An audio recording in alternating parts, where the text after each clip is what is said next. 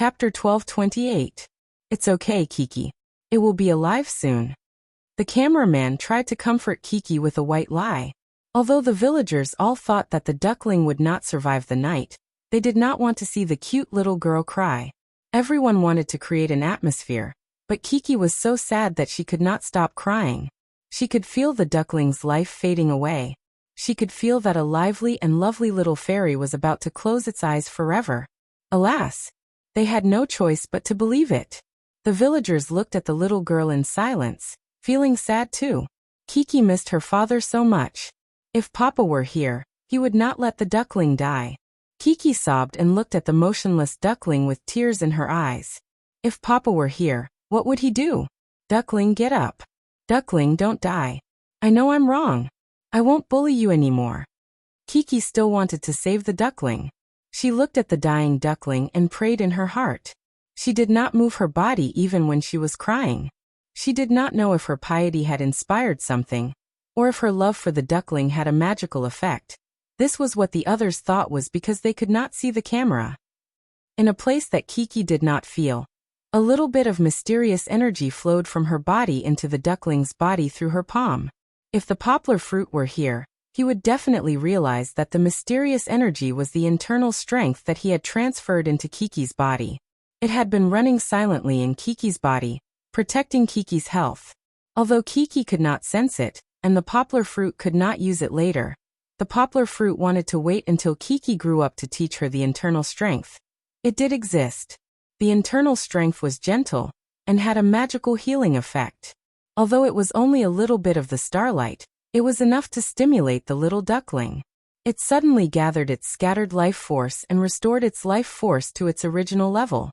But in the eyes of Chi-Chi and the audience, this duckling whose hair had been blown dry and fluffy was still stiff and on the verge of death. Suddenly, it blinked its eyes, and its body trembled slightly. Then its body slowly warmed up and trembled. It would take some time for the duckling to recover, but everyone saw that the duckling had miraculously come back to life.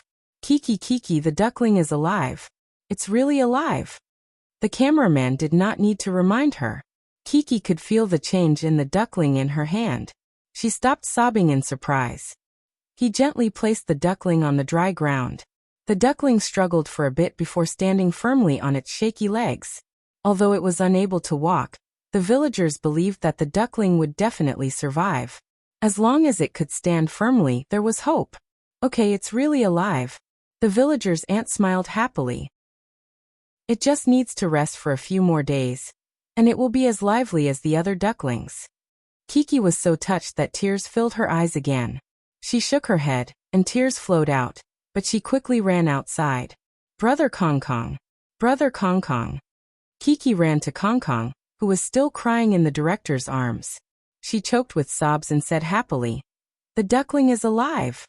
It turned out that she wanted to tell Brother Kong Kong the news as soon as possible.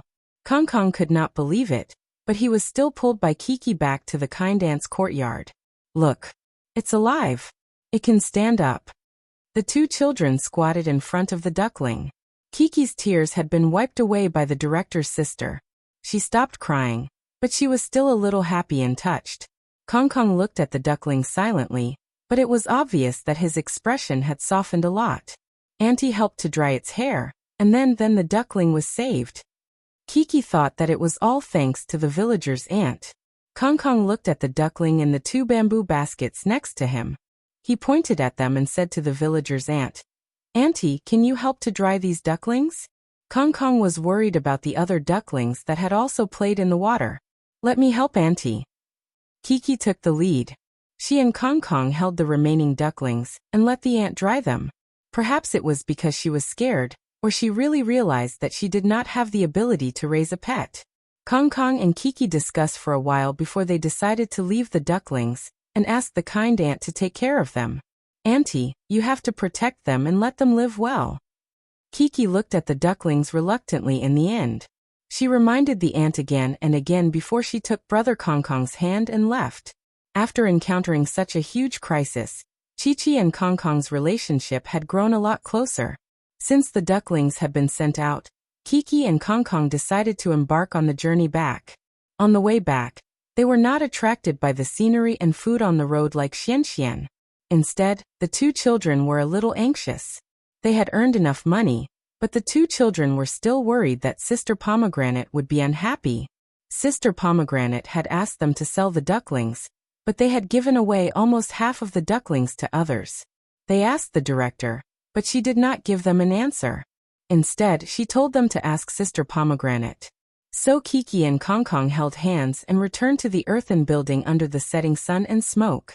Even when they reached the door, Kong Kong was a little hesitant and did not dare to enter. It was Kiki who led him to Sister Pomegranate. Nuai Nina, Dejun and Xianxian had all returned. Xianxian and the few children who had completed the task were still waving sticks and making a mess. Sister Pomegranate could not wait and was cooking in the kitchen. Kong Kong and Kiki did not talk about the money they had earned. Instead, they began to talk about the day's experience honestly. That duckling can't drink water like that. It almost died. Kong Kong was the main speaker. Although there were some gaps in her explanation, she still explained the situation clearly. Kiki added, "Fortunately, an auntie saved it, and then it came back to life." "Yes, so we gave the rest of the ducklings to those who knew how to raise them. We gave them to that auntie," Kong Kong said. "That auntie said that she would protect the ducklings. But we were afraid that you would be angry and not forgive us," the little girl said to Sister Pomegranate with her big sincere eyes. Brother Kong Kong also nodded, but his expression was still very serious. Although he was a little afraid and gripped the strap of the small bag containing the money, when he saw Chi-Chi standing there with a very sincere appearance, and when he saw Kong Kong's snow-white clothes that were also honest and solemn, he reckoned that even the most cold-hearted audience would forgive them, right? The duckling in the original show was definitely dead. There was no doubt about that. But really, this was a children's show. It should not have such a sad ending. So Xiaohan decided to change it and let Kiki save the duckling. She was originally a little fairy who descended from the heavens. It was not strange that she had some magical abilities. Everyone, don't forget that when Kiki was just a few months old, she and her father went to the spring valley of Baiyun Mountain and attracted the attention of hundreds of birds. Chapter 1229. In another earthen building, the fathers, who had been busy the whole afternoon, could finally sit down comfortably and have a drink. Poplar Fruit didn't drink, but he couldn't refuse their kindness, so he drank some beer with low alcohol content. 1 or 2 bowls of beer weren't enough to satisfy Poplar Fruit. Poplar Fruit didn't feel anything after drinking a bowl. "Our children aren't here tonight, so don't think about anything. Let's drink." The 2 older brothers, Hu Jun and Lin Yongjian, said with a smile. It seemed that these 2 men were really not cut out to take care of children. They were quite happy to be free of restrictions. Cheers! Cheers! Although he was still very happy to chat with these older brothers, it felt like he was back in his undergraduate days, drinking and bragging with Song Jiwen and a few other good friends. However, Poplar Fruit still missed his daughter. If it weren't for the arrangements made by the program team, Poplar Fruit would have rushed to his daughter's side right now. Now that it was night time, Poplar Fruit was very worried. Without his father around, would Kiki be able to take care of herself? Would she miss him so much that she wouldn't dare to sleep at night without him by her side? The camera returned to Chungui restaurant. At this moment, the little guys were ready to eat. Kiki, who made her father worried, didn't become nervous or upset because of the night. Perhaps it was because she and brother Kong Kong had worked hard to complete the task and were praised by Sister Pomegranate and recognized by her friends. The little girl became more active and hardworking. She helped Sister Pomegranate wash the dishes, took care of brother Xianxian, and told stories to Nina, who was very restrained at night. The little girl's bright and happy smile could always be seen on camera. Humph. The camera also caught President Kang's slightly jealous look. He glanced at Kiki, who was originally sitting next to him, and ran to feed Xianxian. The little boy was unhappy. Although the children were not yet mature in love, they, like adults, also hoped to monopolize the opposite sex friends they liked. President Kong, who was cold and aloof, was no exception. He wouldn't show his sadness on his face like Xianxian, but he would still be a little jealous. Everything that had happened during the mission this afternoon had been wonderful. Perhaps, when Kong Kong returned from this trip, she would still recall the determination she felt when she held her sister's hand. She would recall the sweetness of the two of them squatting by the roadside and playing with the duckling. She would also recall the sadness she felt when her sister cried her heart out over the duckling's misfortune. This might be love, but the little boy was still very ignorant. He just wanted to be close to his good friends. On the other side, Chi-Chi was feeding Xian Xian. She really liked this cute and gluttonous little brother of hers. Little Xian Xian, Xuan's eating and almost couldn't swallow a mouthful of food. Kiki, stop stuffing him. Are you trying to stuff him to death? Sister Pomegranate realized this and couldn't help but ask. Xian Xian couldn't breathe. After spitting out the food in his mouth, he said in an aggrieved tone, "She stuffed it into my mouth." Xian Xian chubby cheekses. SSSSS. As the little girl rubbed her hands together and smiled a little awkwardly. When Xian Xian was full, Kiki went back to Kong Kong Gij's side to eat. Kong Kong, who was originally a little jealous of his food, sat in a serious manner, and a smile appeared on his face. It just so happened that Chi-Chi, who was enjoying her food, raised her head and saw Big Brother Kong Kong's smiling face.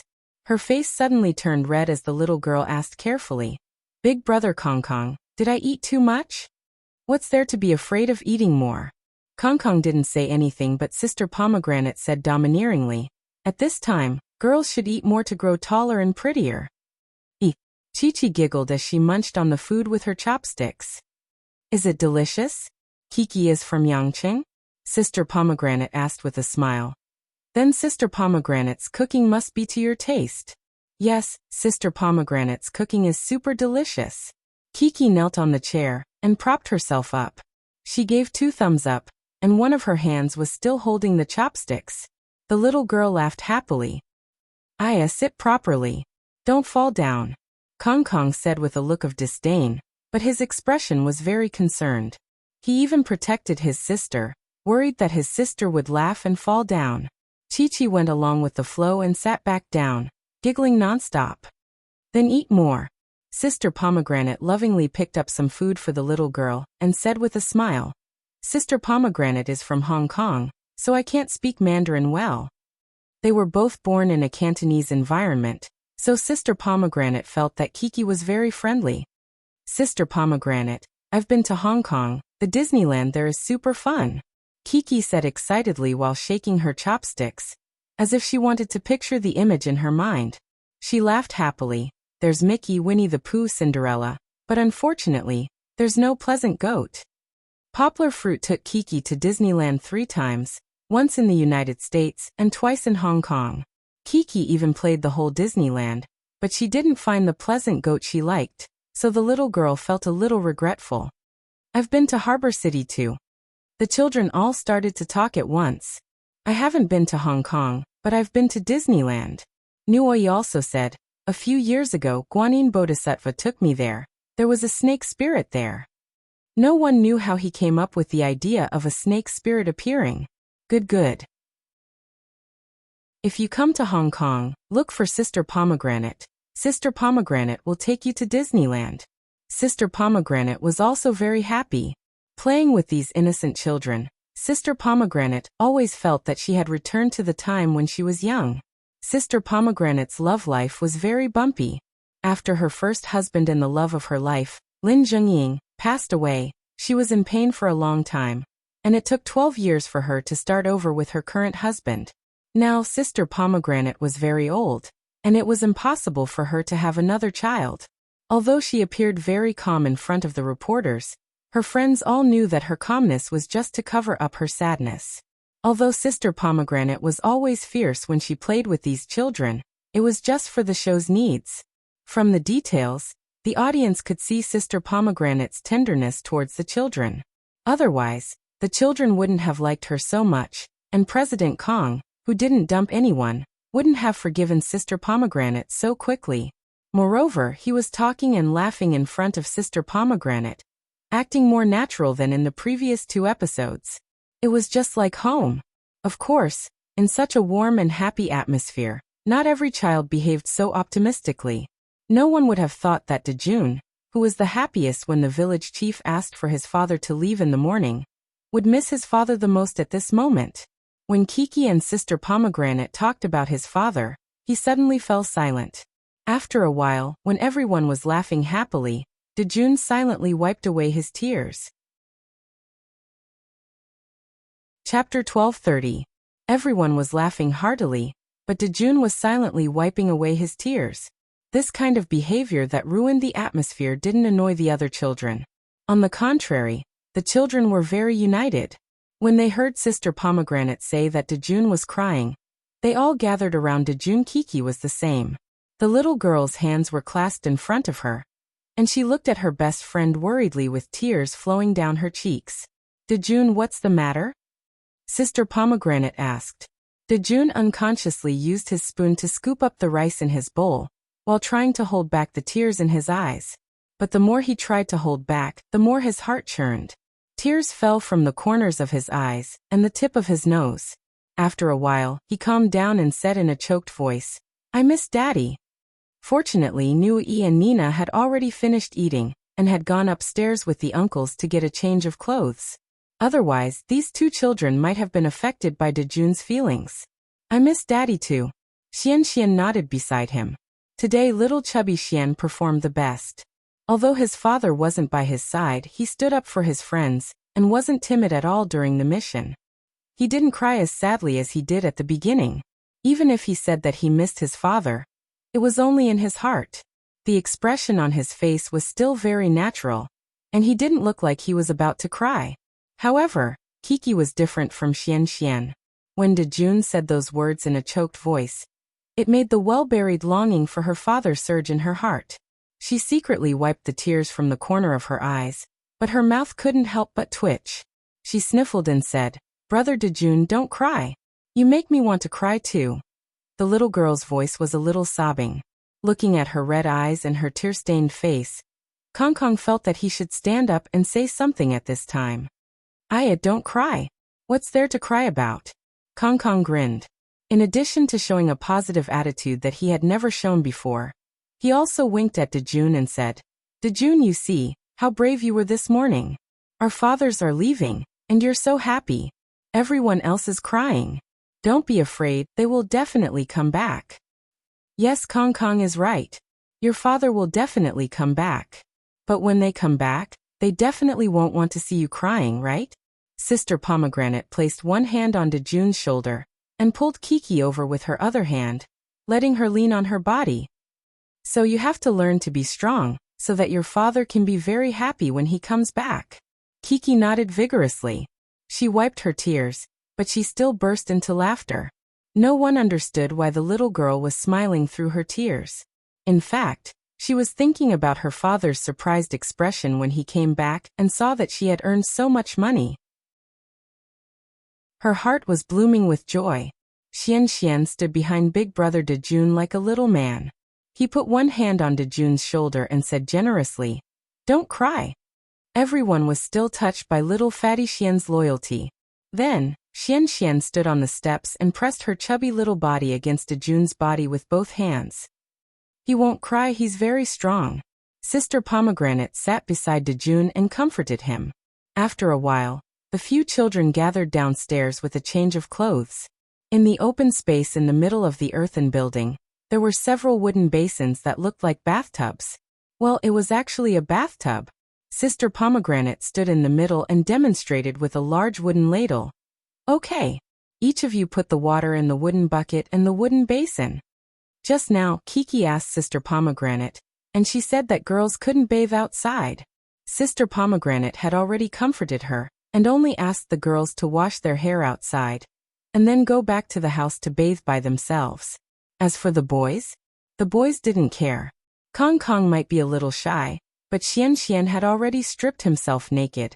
Xian was the most comfortable, because Sister Pomegranate had already scooped the water for him. The chubby little boy jumped into the wooden basin, and used the wooden ladle to scoop water for himself. Walala, the cool water from the well was the most beautiful gift in this hot summer. Little fatty Xian was so comfortable that he closed his eyes. However, it seemed that his happiness didn't last long. Next to him was a little girl who was probably only a little over a year old. She was sitting on a plastic horse and playing. Looking at little Fatty Xian's chubby shoulders and curly hair, she happily called out, "Sister." However, little Fatty Xian hated it when others called him sister. Last time, when he was selling fruit stuffing with his father on the Shishan Plateau, the other children called him sister. How could he be sister? He was obviously a very good and strong little boy. "I'm calling you brother." Xian Xian anxiously turned his head and explained. However, when he turned around, he scared the little girl away. Xian Xian was still pitifully lying in the wooden basin and calling out, "Call me brother, don't call me sister." "Well, who asked you to have such an interesting perm?" It had to be said that Xian Xian's movements were very agile. He quickly finished his bath and ran out of the wooden tub naked. At this time Noob-ee and Kong Kong were still playing with Nina. Kiki had just squatted down and untied her ponytail. She leaned against the wooden basin and began to wash her hair. The way the little girl washed her hair was really beautiful. Her gentle and beautiful face was tilted sideways. Her posture was a little awkward, but it also made people feel that the little girl was very delicate and made people feel sorry for her. Her long and soft hair was like a waterfall falling into the water. Very quickly, it was full of water and became even brighter and glossier. Her slender fingers gently rubbed the foam, making people feel as if they were plucking the strings of a pipa. It was as if there was a melodious ancient song echoing in their ears. Perhaps the photographer couldn't help but move closer. The little girl felt it and slightly raised her head. Her eyes were more beautiful than the moon, and there was a trace of shyness in them. Although it was only a glimpse, it made people think about it and feel pity for her. At this scene, some talented audience members couldn't help but sigh. Back then, when she sure was washing clothes by the stream, she was probably just as delicate and lovely? Otherwise, how could the wise king of Wu, Fu Chai, be so infatuated with her that he abandoned the imperial court? Otherwise, how could the Shang Saint Tao, Duke Zhu, retreat when he was successful and didn't ask for thousands of gold and 10,000 riches, but was willing to take a beautiful girl and sail the 5 lakes? Chi-Chi was still young and immature. She was just a budding beauty, but in this quiet, beautiful moonlight and dimly lit environment, one could actually catch a glimpse of the heavenly beauty that would captivate even the birds and beasts when she grew up. Of course, at this time, Kiki wasn't the only one who grabbed the camera and the audience's attention. On the other side, Sister Pomegranate was amused by the shameless Xian Xian, who had just climbed out of the wooden tub. However, she was currently washing De Jun's hair. At the crucial moment, she could only hold back her laughter and shout, "Hey Xian Xian, put on your clothes." Chapter 12:31. The children were very enthusiastic. When Kong Kong and Nuoi heard Sister Shurio's call, they ran over to help their little friend excitedly. However, although Xian Xian was short, he was really a meaty ball and was very heavy.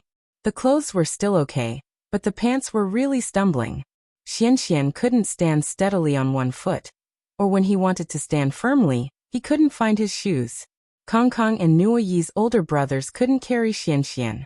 In order to put on the pants, the 3 children almost fell together. Seeing this, the audience couldn't help but laugh. This was a kind smile. Some were amused by little chubby Xian's funny performance, and some were touched by the children's efforts to help their friend. After a while, Xian Xian finally put on his loose clothes. Kiki had also washed her hair. Of course, the little girl who loved cleanliness washed her hair again and again until the foam on her hair was washed clean. She used the towel just now to wring the water out of her hair, but it was still wet.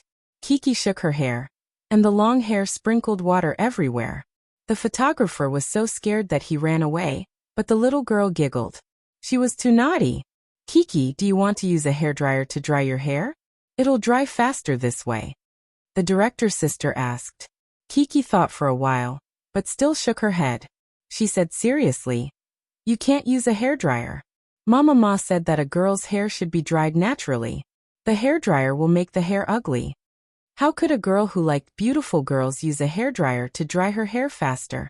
If Papa was here, Kiki thought again, he would definitely ask Kiki to go over and dry her hair manually. But Papa wasn't here now. What should she do? Chi-Chi looked at the director's sister.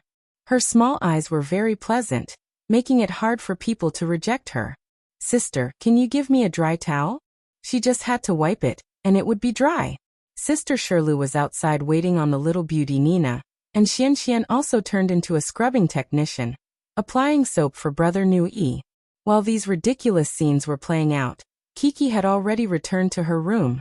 According to Papa's instructions, she covered the camera on the wall and took a beautiful cold bath. Chi-Chi changed into a refreshing little dress and came out. Her loose hair, black crystal-like eyes, and this cute black dress made her look like a night elf in the forest. The little boys who were already sitting at the table were all mesmerized by her. Hey, you all don't look at me. You don't think I'm pretty, right?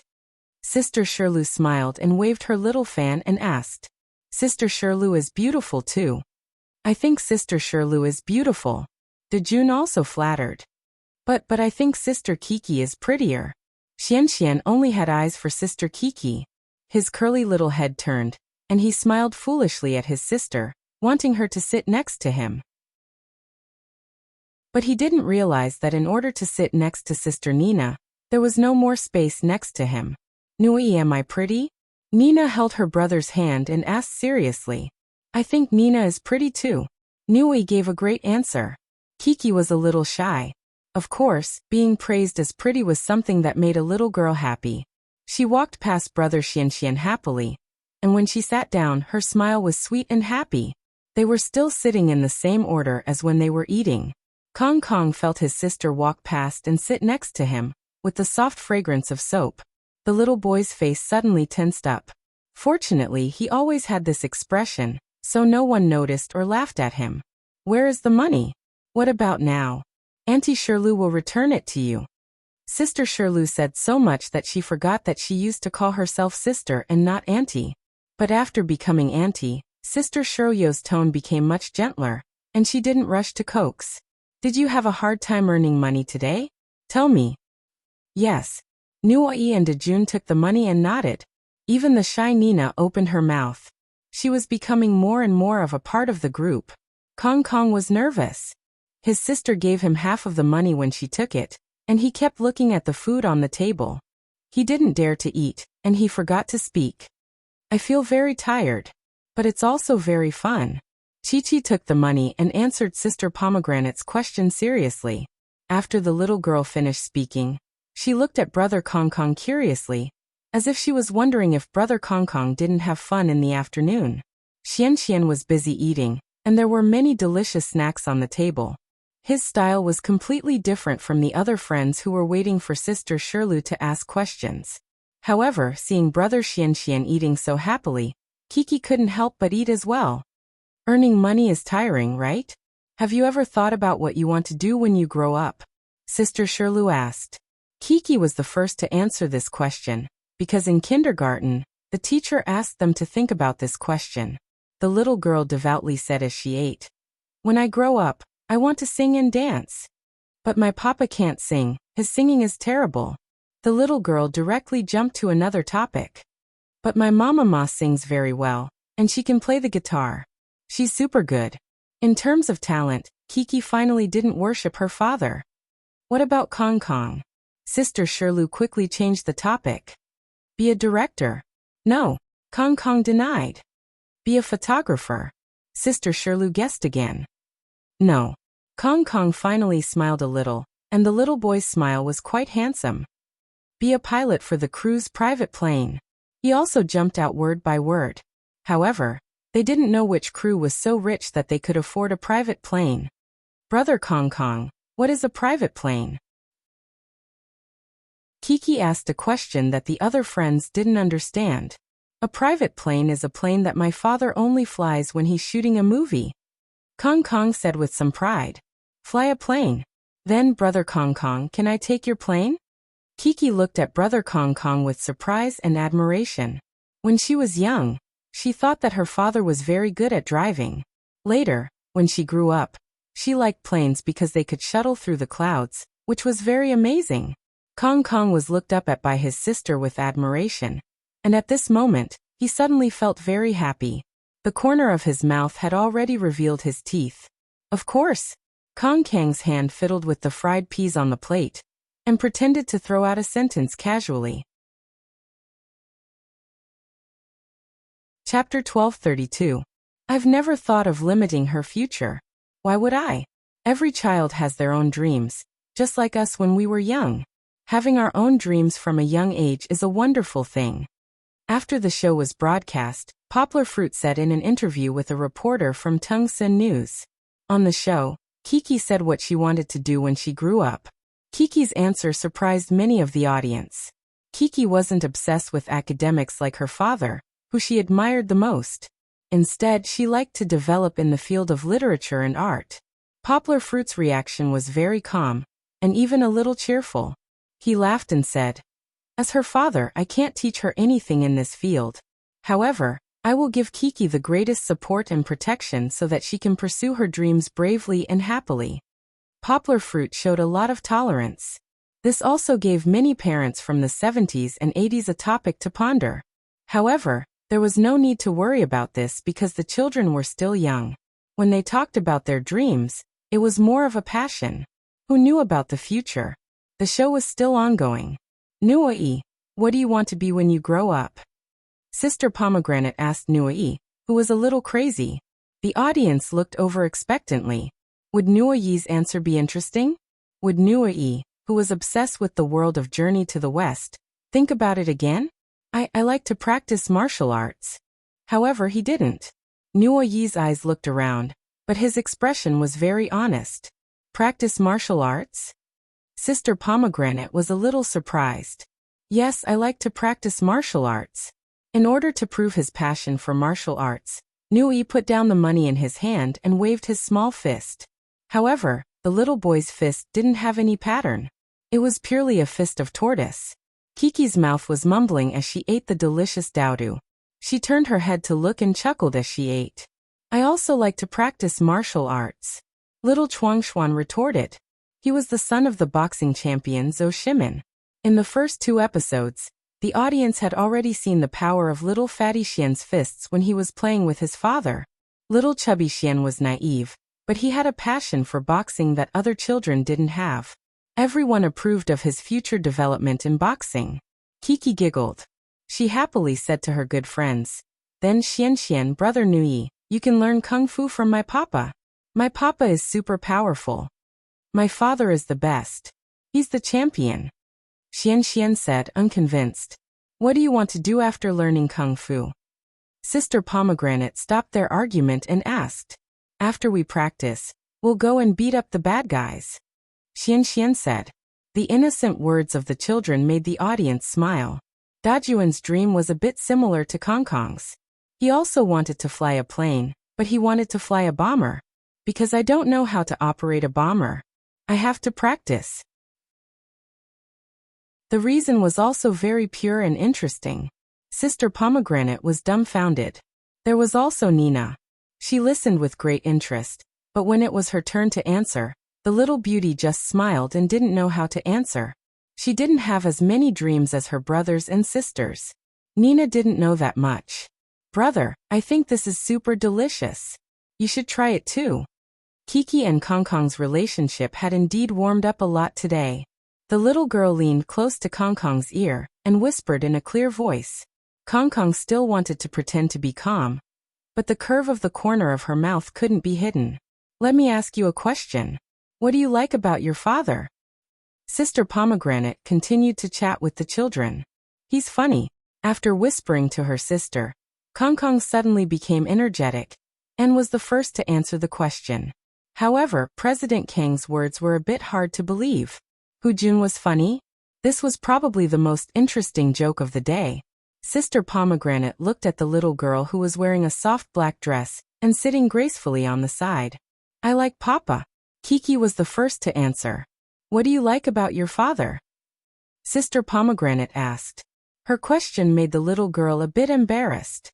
She counted with her fingers and said, "Papa is very handsome. He loves me very much. He loves Mama very much. And Papa is very powerful. He's the most powerful in the world. I can't think of what I like about Papa. I like everything about Papa. There's nothing I don't like." The little girl smiled sweetly. Her strong attachment to her father was written on the little girl's pretty little face. Perhaps when the first episode was broadcast, there were still many people who didn't know about the deep relationship between Poplar Fruit and Kiki. However, something that happened later shocked the whole country. After that, the media's sensational reports also let everyone know that Poplar Fruit raised the newborn Kiki alone. When they saw this episode again, looking at the little girl's sweet and happy smile, people more or less sighed and silently raised their hands to give their blessings. But this was all in the future. The children's answers were all different. Xian was a bit puzzling as he liked to see his father smile. Nuai warmly liked his father to kiss him. They were all very interesting. Later on, Sister Pomegranate asked a few questions. What made people feel warm was that when Dejun answered the questions, he said a lot about his father's shortcomings. His longing for his father condensed into 2 words. I miss him very much. Hearing this, people's hearts went numb and soft. His little friends came forward to comfort him, especially Nui, who even kissed his little friend's cheek. The white and round egg-headed Dejun, and the mixed-blood handsome Nui. In this scene, fans of the 2 children's CP popped up in the audience. They were making a fuss on Weibo that they wanted the 2 children to be together. This kind of fanaticism was intoxicating. Everyone saw Xian eating, and laughed at little fatty Xian for being a little foodie. However, the attentive audience also saw that Kiki also ate from the beginning to the end.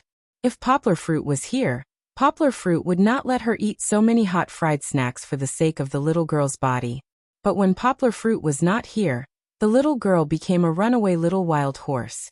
Eating and eating, her mouth could not stay still. What do you want to say to your father the most? Sister Pomegranate asked. After a while, the children under Sister Pomegranate's guidance told the camera that they loved their father. I love Papa too. Kiki was still eating. She smacked her red and tender little mouth and smiled sweetly. After saying that she loved Papa, Kiki was still a little unsatisfied. The little girl was still chewing Dowdu in her mouth. She blinked her eyes and mischievously pouted her little mouth to blow a kiss to the camera. Then she giggled and said, "Miss you." Chapter 12:33. The tea party was over, and the children went back to their rooms. Kiki also went to her room. It was convenient for her to live on the first floor. Xian, where are you going? Your room is upstairs. Sister Pomegranate shouted, not knowing whether to laugh or cry. Everyone turned their heads to look. Little chubby Xian was following behind Chi-Chi's elder sister, preparing to enter the house as well. Kong Kong looked at them and curled her lips. She thought that Boss Kong was more mature. I want to accompany my sister. Xian looked at Sister Pomegranate and said naturally.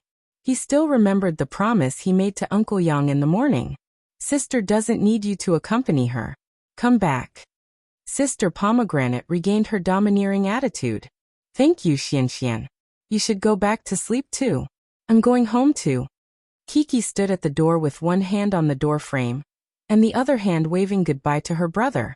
She went back to her room alone. She was not in a hurry to do anything else. Instead, she walked around the room. She looked under the bed, opened the closet door, and looked behind the door. Kiki, what are you looking for? One of Kiki's assistants asked. I'm looking for Papa. Kiki pouted and said disappointedly. It turned out that Kiki thought that her father would come back at night. She thought that her father might have already come back, and was hiding somewhere to give her a big surprise. Unfortunately, the little girl was disappointed. The assistant sister was stunned. She was still young and didn't understand children as well as the director's sister. She didn't know how to comfort Chi-Chi. She could only go up and hug her gently saying, don't worry. Your father will come back. Although she comforted her, it was useless. The little girl was still a little lonely. She climbed back to her bed and looked outside the window. Although the photographer was standing outside the door, Kiki was not looking at him. The moonlight was cool, and the lights outside were dim, but Chi-Chi was like a secluded girl from the old days. She stared into the distance, hoping only to see her beloved father's figure return. Suddenly, a shadow flashed outside the window. Kiki was happy and raised her head. However, she was about to be disappointed again because the person who came in was the assistant sister, who had just left. Kiki, look, I brought you a phone. You can call your mother now. Looking at Kiki's pitiful little eyes, the assistant sister's heart was about to break. She deliberately said it cheerfully, trying to arouse the little fellow's mood. Kiki's eyes lit up. Kneeling on the bed, she grabbed the phone with her white and tender hands and asked happily, "Can I call Papa?" "This is your father's phone." The assistant pointed to Kiki's iPhone 6 and said with a smile, "He's on a mission now, so he didn't bring his phone out." "Is that so?" Kiki was a little disappointed, but being able to call Mama still made Kiki a little interested. She also had a lot to say to Fong Beibei at the moment. Kiki unlocked the phone with ease. Poplar Fruit did not set a fingerprint password, nor did he look for a contact. He directly dialed his mother's phone number on the phone. Kiki knew that the difference between her mother's and father's phone numbers was only 1 digit, so it was easy to remember. The phone rang for a while before Fong Beibei picked it up. On the other side, Fong Beibei, like the other mothers, had already received the notice from the program group. Otherwise, if the child's mother turned off her phone, wouldn't this call be very awkward? "Mama." Chi-Chi picked up the phone and said coquettishly in her soft voice, "I miss you so much." "I miss you too. Have you been good outside?" Fong Beibei's young but gentle voice came from the other side of the phone. Although it was separated by radio waves, the deep care and concern in her voice could be heard from the other side of the phone. "Yes, but Papa is not here today." The little girl pouted and said with a bit of bitterness, "Papa left on the bus this morning." "Is that so? Dad left so early? He hasn't come back yet?" Fong Beibei asked worriedly. "Yes, I miss Papa so much, but sister said that Papa won't come back until tomorrow." Kiki muttered gloomily. "Then what are you going to do tonight? Are you with your other brothers?" Fong Beibei asked. "No, they all went back. Papa is not here, so I have to stay in the princess's room alone." Kiki looked around. She was not afraid now, but if it was a little later, her sister and uncle would go to sleep, and she would have to stay in this empty room alone. Kiki's eyes began to turn red, and her voice was choked with sobs. Although it was the princess's room, Kiki would not be happy if she lived alone. Moreover, it was the first time the little girl lived in a room alone. Fong Beibei heard it. In fact, Fong Beibei had witnessed Kiki's growth in the past 4 years. How could she not know that Kiki would be afraid? However, Fong Beibei did not comfort the little girl directly. She said softly, "Kiki, when Mom was young, Grandpa and Grandma sometimes went out to work at night, leaving Mom at home. At that time, Mom's house was not as beautiful as it is now. There was no big yard, and there were not so many beautiful flowers. Do you know how Mama waited until Grandpa and Grandma came back at night?" Fong Beibei asked. "I don't know." She was still sobbing, but Kiki's attention had been transferred to Fong Beibei's story at the other end of the phone. "At that time, Mom had a good friend at home called Xiao Dai, just like the Barbie doll I gave you, Kiki. It was a cute kitten pillow. Mom would say to it, 'Xiao Dai, Dad hasn't come back yet. Can you protect me? I'm afraid there will be bad guys.'" Fong Beibei said as if she was telling a fairy tale.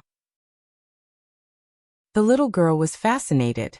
She sat upright with her legs half crossed, listening attentively. "Then Xiao Dai would bravely sit by my bed, just like Grandpa, and no bad guys would dare to appear." Fong Beibei said softly. "When Mom woke up, Grandpa came back. Xiao Dai is so powerful." Kiki opened her mouth and said with admiration, "Yes." Then Grandpa said, "Wow, my good daughter, you are so brave. Dad is not here, but you can still sleep at home so obediently." Fong Beibei smiled and asked, "Kiki, do you want your dad to praise you for your bravery when he comes back?" "Yes, but I don't have Xiao Dai." Kiki pouted and said, "I also want Xiao Dai." "Don't you have a Pleasant Goat school bag?" Fong Beibei asked. "Is Pleasant Goat with you?"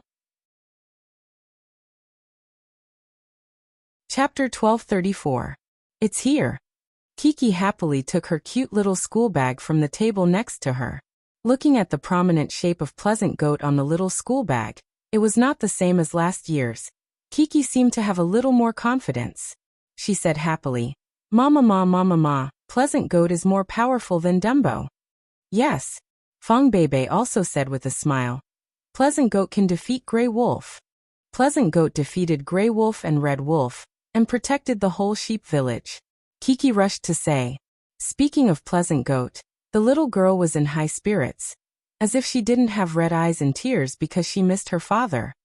Kiki, now that you have Pleasant Goat, can you be like Mama and face difficulties bravely? And then let Papa, who will definitely come back tomorrow, be happy for Kiki? Fong Bebe's voice was still very gentle, but the tone was slightly raised, which made Kiki feel more confident and motivated. I want Papa to be happy, but I also want Papa to come back early. Kiki held Pleasant Goat's school bag and nodded hard. Great, Fong Bebe said with a smile. If Kiki has always been so obedient, strong and brave, Papa will definitely finish the task and come back quickly. Is Papa still doing the task? Kiki asked curiously. Yes, he must be doing the task. Otherwise, he loves Kiki so much, how can he not come back? Fong Bebe said with a smile. Mama believes that as long as Kiki sleeps well and is not afraid of anything, she should be able to see Papa when she wakes up. Moreover, Papa may have a big surprise waiting for Kiki. Surprise? What kind of surprise? Is it a gift? The little girl happily twisted her waist and began to imagine.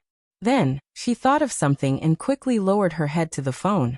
She said seriously, I want a gift, but I also want Papa to come back. I want Papa to come back with or without a gift. Kiki is great. You're so sensible. Dad will be very happy when he comes back. Fong Bebe said with a smile. Then Kiki, do you dare to sleep alone now?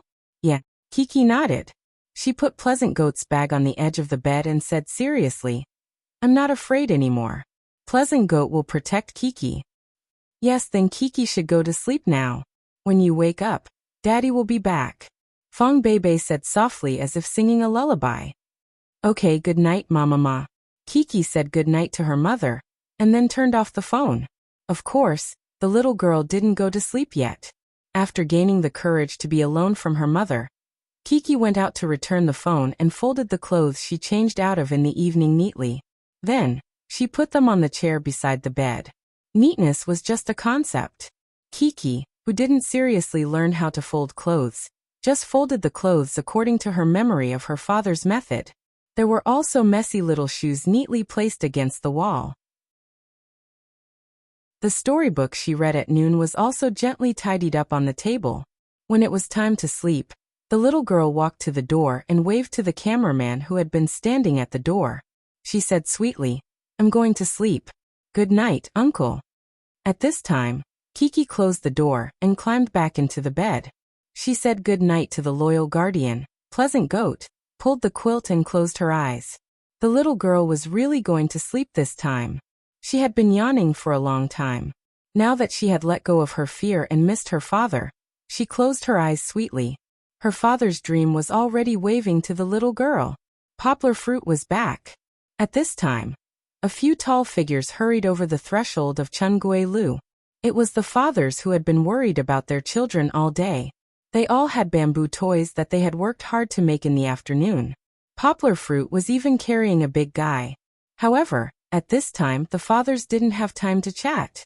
They greeted each other and scattered to follow the cameraman and director to their children's rooms. Poplar Fruit was the same. However, before entering the room, he first put the big guy down and washed his hands before gently pushing the door open to enter.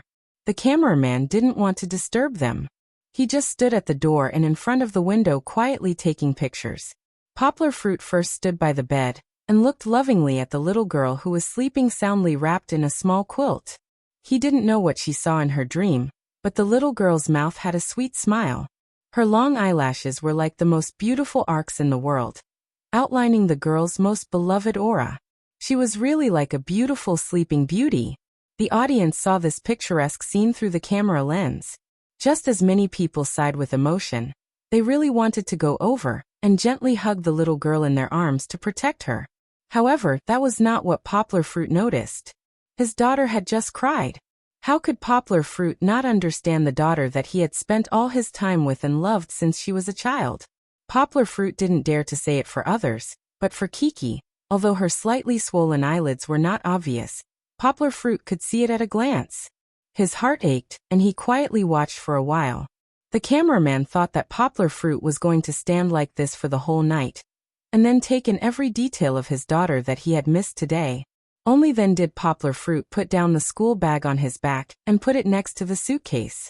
Kiki had already tidied up the clothes, shoes, and everything in the room in an orderly manner. Poplar Fruit only then noticed that his eyes showed a little surprise, and his action of taking off his shoes had an obvious pause. Back on the bed, Poplar Fruit didn't want to disturb his daughter's sleep, so he gently lifted her up and let her sleep in a little space. However, Poplar Fruit underestimated his daughter's longing for him. At this time, Kiki had just fallen asleep, but she didn't sleep very well. In a daze, she raised her eyelids and saw the familiar figure. "Papa," the little girl mumbled. She still hadn't woken up from her dream. However, after all, she had just fallen asleep, and she wasn't so sleepy that she turned over and fell asleep again. "Papa is back." Poplar Fruit smiled and said softly, "Papa." This time, Kiki really found that her sleepiness was completely gone, and only a surprised smile was left. From the bed, from her father's arms, she lifted her body, put her hands around her father's neck, and threw herself into her father's arms. "Papa, is this a dream?" The little girl still couldn't believe it. "It's not a dream, Papa is really back." His daughter's call turned into a gentle heart. Poplar Fruit wanted to cry at this moment. He let the little head floating with the fragrance of green apples rub on his face, but he was reluctant to let go of his daughter. "Papa, I missed you so much." After her father came back, the strength and bravery just now disappeared. The little girl wanted to be hugged by her father like this, and then she pouted her mouth and acted coquettishly. "I missed you too," Poplar Fruit gently said in his daughter's ear. He suppressed his inner feelings. "Where did you go? Why did you come back now?" The little girl stuck to her father for a while, then gently put her head on her father's broad and warm chest and muttered, "Papa went to a lot of places, it's a long story." Poplar Fruit printed a tender love on his daughter's forehead. Just now he saw the red mark on his daughter's left elbow, and knew that his daughter must not have had a smooth day, but he didn't want to ask too much. He wanted to leave some suspense, and then he would go back and watch the little girl's performance on TV. "But I want to hear it."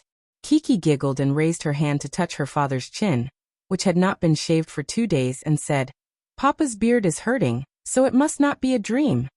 Poplar Fruit lovingly rubbed his daughter's little head, and said with a smile, "If you want to hear it, then lie down, close your eyes, and sleep. Just like how Papa usually tells you bedtime stories, Papa will tell you where he went today, okay?"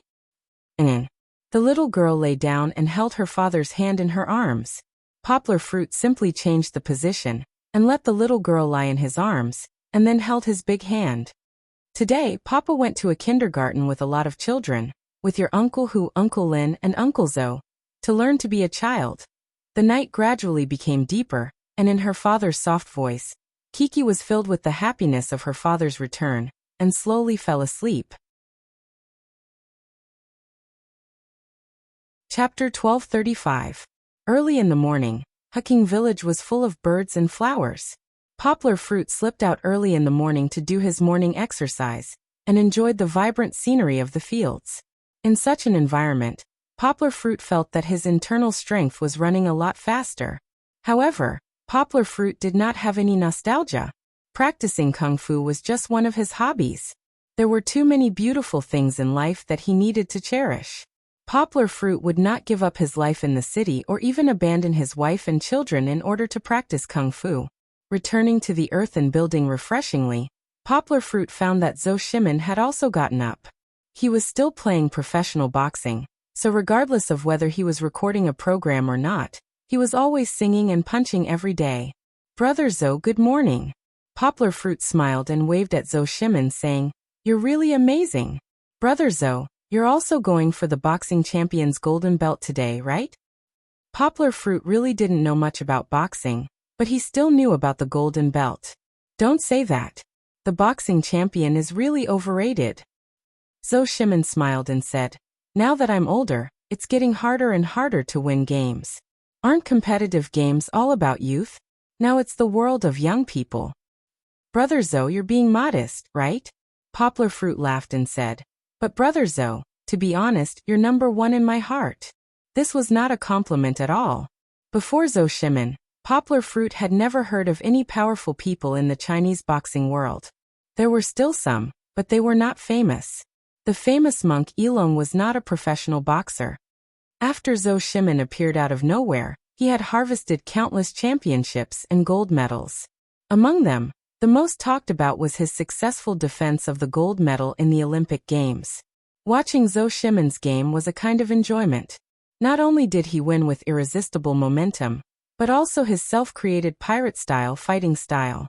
When he hit, he immediately escaped. The fist wind was simple and bright, which was pleasing to the eye.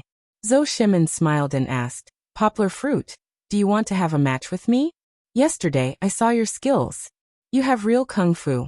You practice Tai Chi, right? Sure. Brother Zhou, how do we fight? Poplar Fruit smiled and nodded. It had been a long time since he went to the barracks to play. Seeing Zhou Shimin's boxing made his hands itch. Zhou Shimin and Yongwu didn't use their full strength. They were just playing with their fists. Zhou Shimin and Yongwu didn't use any strength. However, Zhou Shimin's boxing skills were profound, and Poplar Fruit's reactions were agile. The two of them were actually fighting back and forth, and they looked like they were fighting. However, Zhou Shimin and Poplar Fruit were still unsatisfied. Poplar Fruit suddenly suggested, Brother Zhou, you don't have to hold back. Hit me with all your strength. Will it work? It'll still hurt when I'm wearing gloves. Zhou Shimin's evaluation of Poplar Fruit's strength had reached a certain level, but he didn't think that Poplar Fruit could still fight back if he used his skills in a professional match. It's okay. You might not be able to hit me. Poplar Fruit laughed. He didn't use his boxing posture anymore. Instead, he raised his hands like a white crane spreading its wings. His body sank, and he bent his knees in a horse stance, making the starting gesture of Tai Chi. You win if you touch the corner of my shirt. Poplar Fruit said with a sly smile. He looked down on others too much. The world champion Zhou Shimin was also provoked by Poplar Fruit's words. He didn't hold back anymore, and went forward. However, Poplar Fruit said that he wouldn't let him get close, so he wouldn't let him get close. Poplar Fruit was like a Tai Chi master in the movies. He jumped around agilely. His body was like a willow in the wind, twisting and turning as he pleased. He completely exhausted Zhou Shimin, but he really couldn't touch the corner of Poplar Fruit's shirt. So strong? Zhou Shimin threw a punch. Poplar Fruit bent back. His whole body curled into the shape of an arch bridge. Poplar Fruit only lightly touched the ground with his hand, and his body was already like a spiral jumping sideways. The program crew was stunned and overjoyed. No matter how much of this scene was left in the program, this gimmick was definitely not small. They were already fantasizing about the audience's amazed expressions. After all, everyone said that Poplar Fruit was the people's hero. He had saved so many people, but whether he was really strong or whether he had real martial arts, it had been a mystery for more than a year. The main reason was that Poplar Fruit was too low-key. No one had really seen Poplar Fruit's skills. Even the video released by the cheating county magistrate was blurry. How could there be such a good opportunity like now, with a high-definition camera, recording the whole process from different angles? Moreover, there was a national touchstone like Zhou Shimin. Whether Poplar Fruit was strong or not, the audience could finally say that it was obvious for all to see. This was a happy moment. This won't do. How are you going to play if you just keep dodging? Zhou Shimin shamelessly said. In fact, he was really trying harder and harder just now. He had used all his strength, but he still couldn't touch Poplar Fruit. All right, I won't dodge anymore, Poplar Fruit said with a smile. This time, Poplar Fruit acted out a scene in front of the camera that could only be seen in movies. Zhou Shimin did not even have time to retract his attacking fist. Poplar Fruit turned sideways and pulled him. Zhou Shimin lost his balance. Then Poplar Fruit came close and gently shook his shoulder. Zhou Shimin flew backwards without any resistance. At this moment, the program crew and the audience were dumbfounded. They thought to themselves, is this acting? But it was obviously not. So Chinese martial arts were really that magical? Some of the audience could not hold back their excitement and shouted excitedly, "Fuck Taekwondo. I want to practice Taiji fist." However, this learning craze of ancient Chinese martial arts was not very crazy. It was only limited to a very small portion of the audience. It did not have much impact on Poplar Fruit and the program, so it was not discussed for the time being. Poplar Fruit reached out and pulled him, so Zhou Shimin did not fall. However, Poplar Fruit's martial arts really set off waves of shock in Zhou Shimin's heart. He did not expect Poplar Fruit to be so strong. He had learned martial arts before. Although he did not go deep into it, he had never seen anyone who practiced martial arts who could make him lose his resistance so easily. So Poplar Fruit, you are the real master. I accept my loss wholeheartedly. Zhou Shimin looked at Poplar Fruit, and was stunned for a while before he said with emotion. He was magnanimous in the face of defeat. Poplar Fruit laughed and said, "No, brother Zhou. The two of us walk different paths of martial arts. There is no comparison. No, this is not an exaggeration. You are very strong. If you were to fight in a professional boxing competition, the championship belt might be yours. Of course, you also need to practice your skills." Haha, Zhou said sensitively. Poplar Fruit had restrained his strength just now, but he who was also a master could feel the surging power in Poplar Fruit's body. Forget about the boxing competition. In my life, I just want to be a good teacher and then study the topics I like. Poplar Fruit laughed and said, "The most important thing is to be able to spend more time with my family and children. Life is happy." The last sentence is reasonable. Zhou Shimin and Poplar Fruit looked at each other and smiled. The two of them had different personalities, but they were quite like-minded.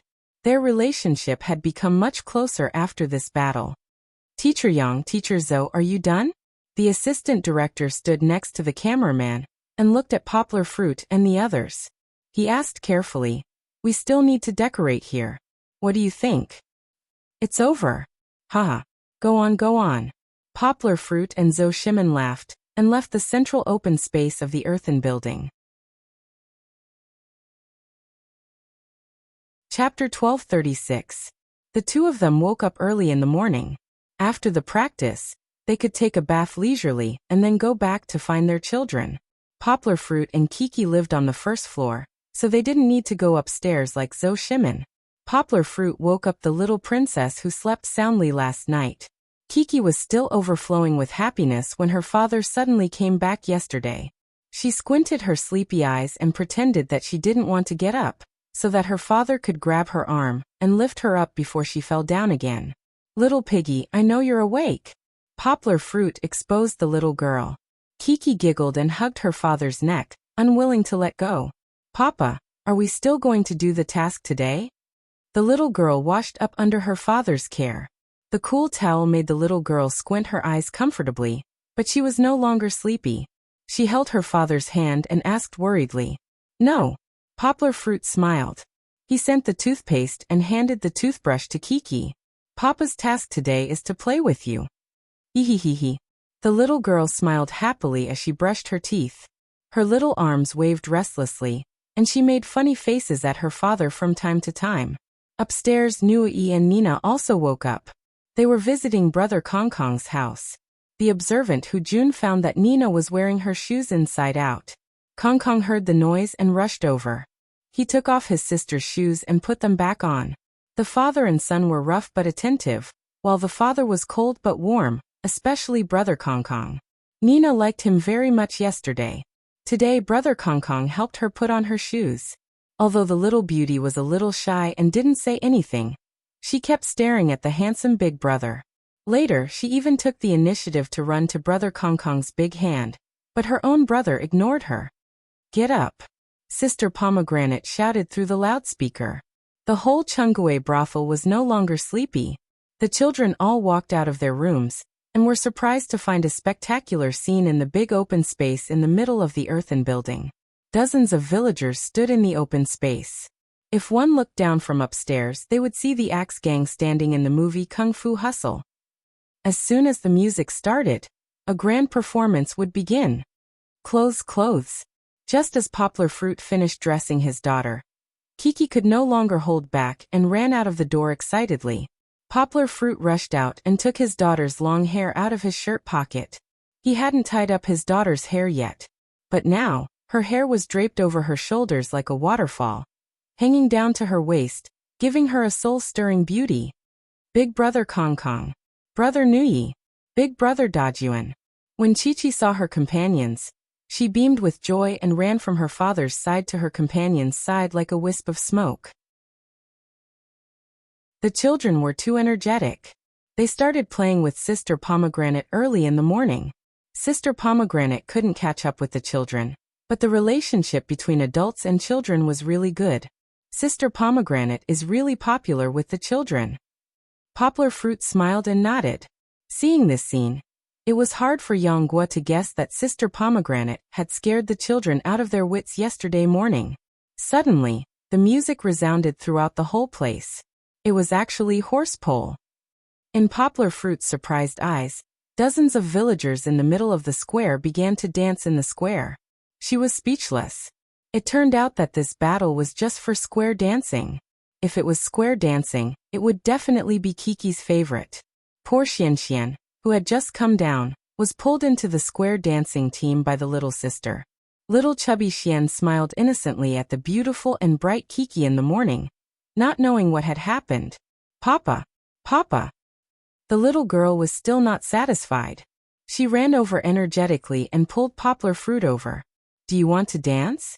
Poplar Fruit smiled and gently brushed away his daughter's sweaty hair and asked. Hee, but I don't know how to dance this song. Kiki pulled her father's hand and shook it.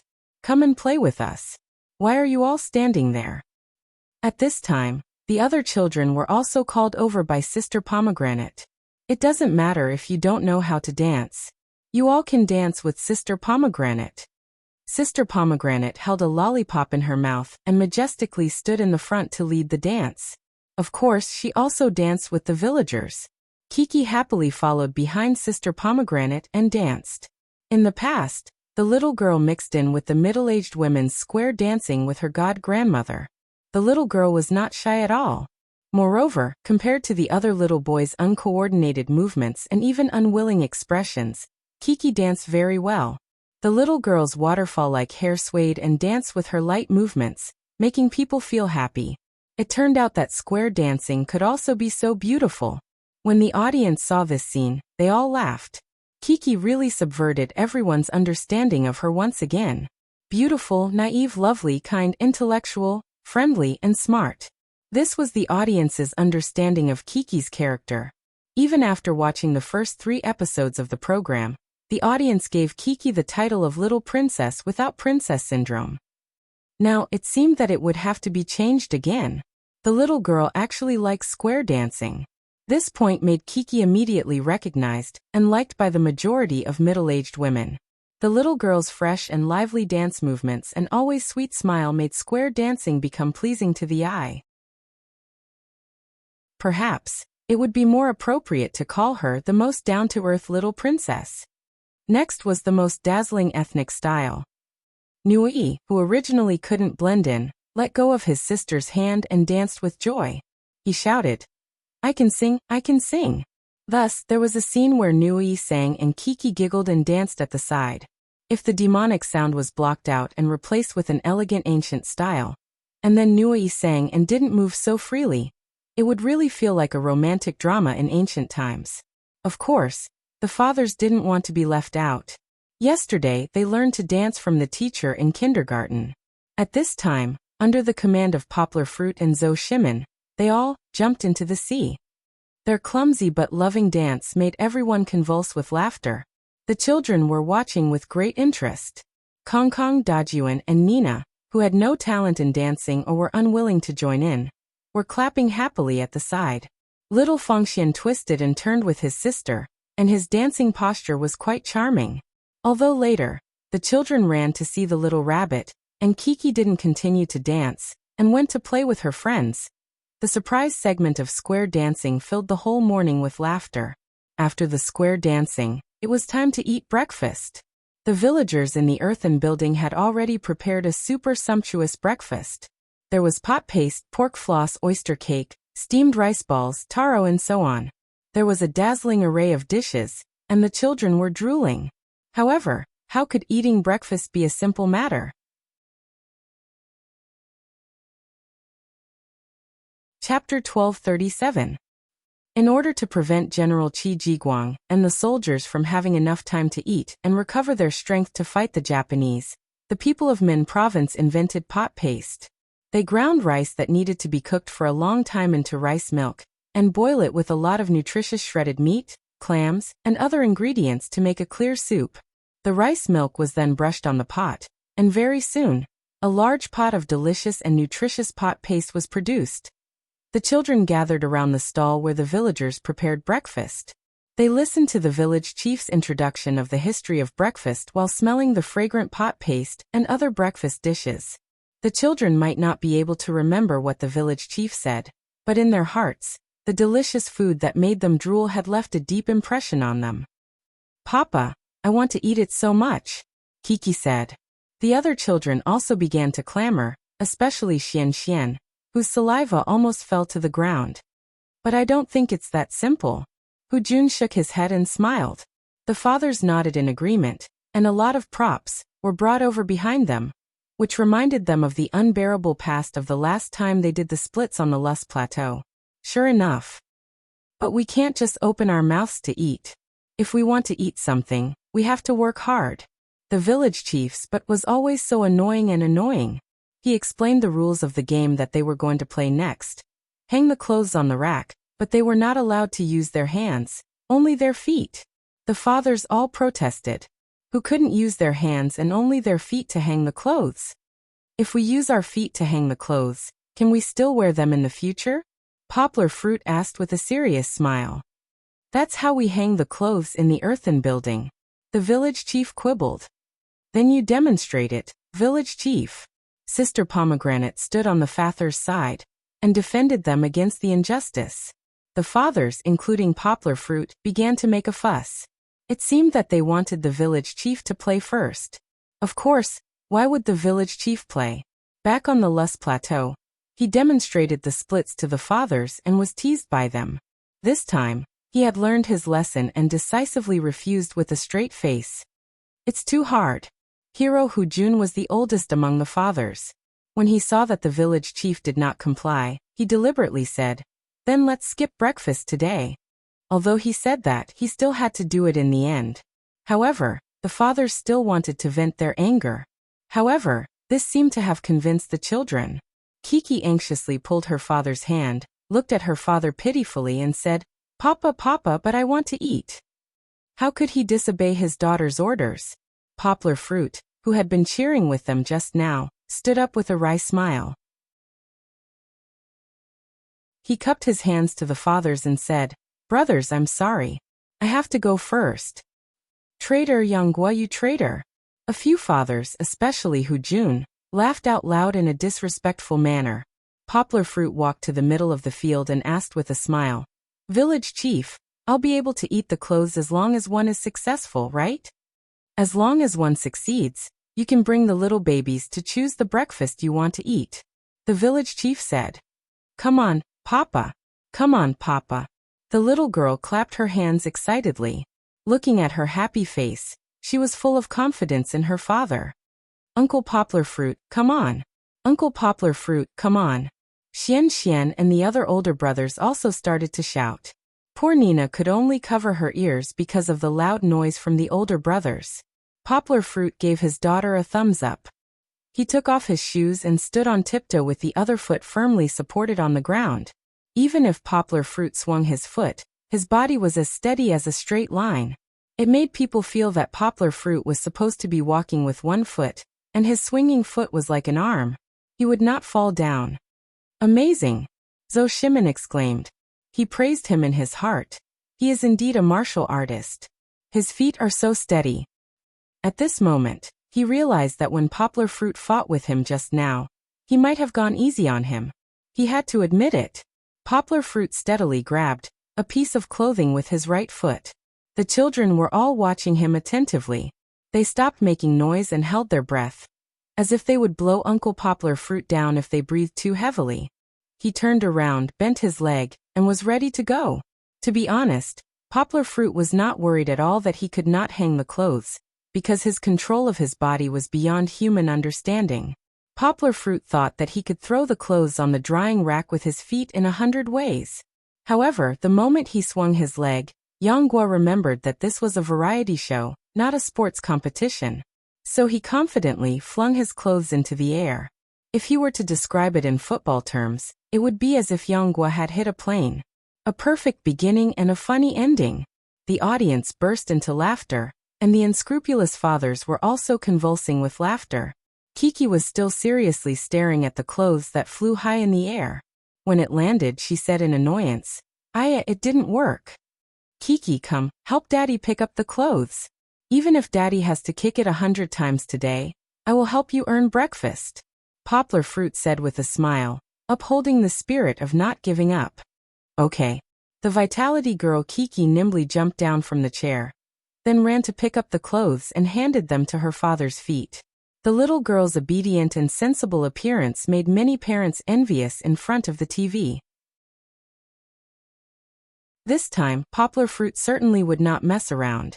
He only kicked it high, leaving some suspense, and then firmly hung it on the drying rack. It's a success. Poplar Fruit was not surprised at all. He squatted down and let his surprised daughter pick him up. He laughed loudly. "There's breakfast to eat." The little girl was so happy that she jumped up and hugged her father. Her little face was red from laughing. She did not dare to believe it at first, but her father still gave her a super great surprise. After Poplar Fruit succeeded, he was urged by his children. The other fathers did not slack off and quickly went to compete. Kiki could happily hold her father's hand and go to the stall in the temporary kitchen to choose what she wanted to eat. Min Province really had many delicious local delicacies. The little girl was dazzled. She opened her small hands and said, "I want to eat all of these." But she still had to choose, so under her father's suggestion, Kiki picked the most special pot paste, taro, and meat muffins and returned to the table. "Brother Nuyi, let's eat together. Good food should be shared with friends." Seeing that their father did not come, Brother Nuyi and Sister Nina sat at the side enviously. Kiki very sensibly ran to them and invited them to eat together. But Nina and I haven't finished the mission yet." Nuyi pouted and said sadly, "It's okay. I'll help you." Sister Pomegranate stood up and patted her chest. However, for the sake of the show, the village chief signaled the adults to use another method to help them. Poplar Fruit carried Nuyi, and then let him kick the clothes up to dry. Finally, everyone was happy. The children and the fathers could all happily eat breakfast. Chapter 1238. Come on, Papa will tie your hair for you. After breakfast, there was a short break. Poplar Fruit called Kiki, who had been running around Nina's sister, over. "Then Papa, I want Auntie Zheng's beautiful hair like last week's." Kiki's eyes lit up, and she happily gestured. "Here and here there's a big heart." She was talking about the super beautiful heart-shaped hair that Zheng Yujia had braided last week with Big Motor. The hair was braided in the bohemian style, forming a big heart-shaped hair at the back of the head. It was indeed very popular with girls. At that time, Zheng Yujia even braided one for Kiki under her strong request. However, Poplar Fruit didn't know how to braid such a complicated hair. Even if he did, time didn't allow him to do it for too long. Therefore, Poplar Fruit discussed with his daughter for a while, and then he braided a beautiful double ponytail for his daughter. Double ponytails were not tacky. Kiki's hair now reached her waist, and the long braided ponytails hung in front of her, and reached her waist. The air fringe on her forehead also matched the shape of Kiki's delicate face. With a cute round straw hat, she looked extraordinarily beautiful. The little girl in the camera looked very fresh and beautiful, and her every frown and smile revealed a pure temperament. No hairstyle was ugly, and this fresh hairstyle was very suitable for Kiki. The little girl looked at herself in the mirror for a long time, and then she turned around and gave her father a sweet kiss with satisfaction, and then ran out happily. However, after a while, Kiki came back with Nina, and asked her father to braid one for her sister. "I can't braid it. Nina's hair is too short, and she was born with curly hair." Now she looks good without braiding. Poplar Fruit didn't know whether to laugh or cry, and pushed my daughter, who loved to look beautiful, out of the room. After a while, the fathers gathered in a room. This was the monitoring room, and they could monitor the camera in another room through the screen.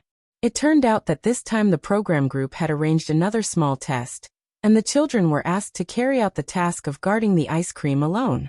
In addition to the fact that the children couldn't steal the ice cream in their room, they also had to protect the ice cream and prevent the fathers, who played the role of troublemakers, from eating the ice cream. Of course, the village head wouldn't tell the children the specific details of the task. The children in the first group were Kong Kong and Xian Xian. Xuan Xuan's happy eyes when he heard that there was something delicious to eat. The fathers were all laughing. Zhou Shimin was scared before the fight even started. He smiled bitterly and said to Yang Guo, Xian Xian definitely won't hold back. As soon as the father, Zhou Xian Xian immediately jumped up and opened the lid to see what was inside. The fathers were all convulsing with laughter. Yang Guo couldn't help but give Zhou Shimin a smile. Sure enough, Xian Xian. However, to everyone's surprise, Xian Xian didn't succeed in stealing the ice cream in front of the righteous Kong Kong.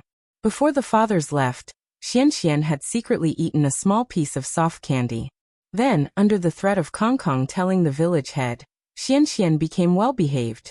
Moreover, after brother Kong Kong went out, Xian Xian didn't steal the ice cream as the fathers thought.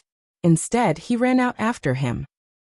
He was probably afraid that brother Kong Kong would tell the village head. Zhou Shimin said.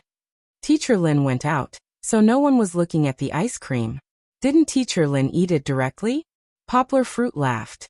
Hu Jun didn't really care about his son's performance. He even joked, when the two of them come back, it's gone. It's over. Fortunately, the two children didn't go far. When they saw Lin Yongjian appear, they quickly came back.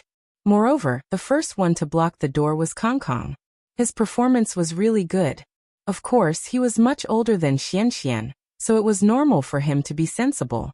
However, under Kong Kong's influence, Xian Xian shook his head and said that he wanted to eat the ice cream, but he had to wait for the quest first. This made the fathers praise Xian Xian. Zhou Shimin, as a father, had already given up hope, but this time he was a little touched and said, It's beyond my imagination. Seeing Lin Yongjian's coaxing and lying, and even using mouth movements, Poplar Fruit and the other fathers laughed and said, Teacher Lin's acting is amazing. He's probably going to fall for it. Looking at Xuan Xuan's excited performance, Zhou Shimin was also worried. Poplar Fruit saw that he was already in front of the screen. Although he could accept his son's failure, Xian Xian was a glutton. But which father didn't want his son to perform better? Unexpectedly, Xian Xian actually followed Kong Kong. From the beginning to the end, no matter how Lin Yongjian coaxed him, he didn't touch the ice cream, bit by bit, until the village head came back. Are you all touched? Come, here's a tissue. Poplar Fruit laughed and joked. He felt that the two fathers sitting beside him were so moved that they were about to cry. Hu Jun was a little better, because he knew that Kong Kong was a principled person. It was normal for him to behave like this. But Xian Xian was different. Xian Xian really exceeded Zhou Shimin's expectations. He could resist eating and perfectly completed the mission. Although he did eat a piece of candy, it didn't hide the fact that Xuan Xuan's performance was great. Poplar Fruit also gave a thumbs up. He smiled and said to Zhou Shimin, This child is very malleable. If he's trained well, he'll definitely be a great hero in the future. Zhou Shimin smiled and said to Poplar Fruit, How about I give him to you as your disciple? When it comes to educating children, you're the best. When it comes to martial arts, you know it. Poplar Fruit knew traditional martial arts, and he was very good at it. Zhou Shimin also wanted his son to be his disciple. Poplar Fruit understood Zhou Shimin's words, but he didn't agree so easily. Poplar Fruit smiled and said, Haha, you want to put your son under me so soon? That won't do. Your wife isn't willing. Let's talk about it when he's a little older. This was a tactful rejection, so Zhou Shimin didn't pursue it. Actually, it wasn't a complete rejection. Poplar Fruit left some leeway. He needed to consider it again and again. The show was still going on. The previous conversation between the two was a little strange, so the show crew edited it out. Next, it was Nuai and Nina's turn. Poplar Fruit and Zhou Shimin, who were in charge of causing trouble, were both under great pressure. I'm too embarrassed to do it. Poplar Fruit and Zhou Shimin smiled bitterly. Poplar Fruit said, if Kiki finds out that I bullied Nina, she'll be angry with me. Chapter 1239. Although Lin Yongjian had used all kinds of methods, he hadn't been ruthless enough. Under the two children's insistence, he still completed the task. However, when it was Nuai and Nina's turn, Poplar Fruit and Zhou Shimin, who had always been very pure and friendly to children, didn't play by the rules. The two of them used the trick of deceit. Even though Nuai anxiously objected to it, they even finished the ice cream with Nina, until only half of the ice cream cone was left. They successfully completed the task of being troublemakers. However, after coming out of the mission room, Poplar Fruit and Zhou Shimin were frowning. Even when they returned to the monitoring room, they still felt a little conflicted. I feel like we've done something very bad, very bad. Poplar Fruit smiled bitterly and bumped Zhou Shimin with his shoulder. The two children trusted us so much at the beginning, and then we took advantage of their trust in us to do something to them. Kiki will be watching TV later. She'll definitely be angry with me. Zhou Shimin and Poplar Fruit glanced at each other.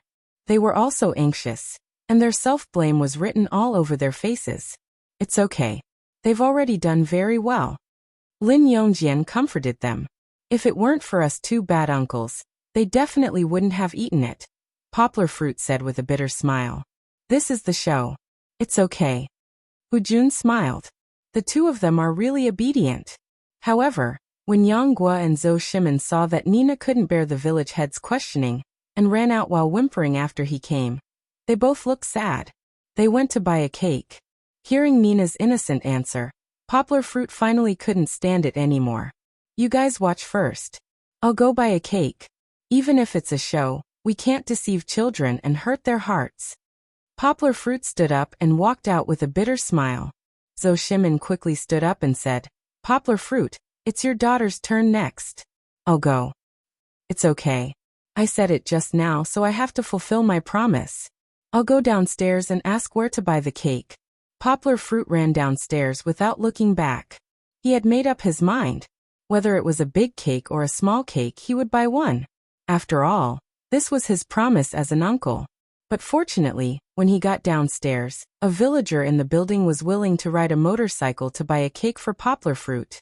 So that Poplar Fruit had to make a trip himself. Have they come? When he hurriedly returned to the monitoring room, he couldn't take his eyes off his daughter's eyes. They're here. The village chief just left, said Zhou Shimin. Now he was relaxed. His son and himself had already performed well. Now, all he had to do was wait to see the performance of other children. Zhou Shimin smiled and asked, Yang Guo, do you think Chi-Chi will eat it? Hard to say. Poplar Fruit shook his head with a bitter smile and said, she can't resist ice cream, cakes, Barbie dolls and other toys. The camera returned to the mission room. After the previous performance, Chi-Chi and Big Brother Dejun had once again teamed up to do a mission. The two children sat in front of the table and looked at each other, staring at each other. Kiki kept touching the bamboo basket. Poplar Fruit thought she wanted to eat it. Kiki, we can't eat it.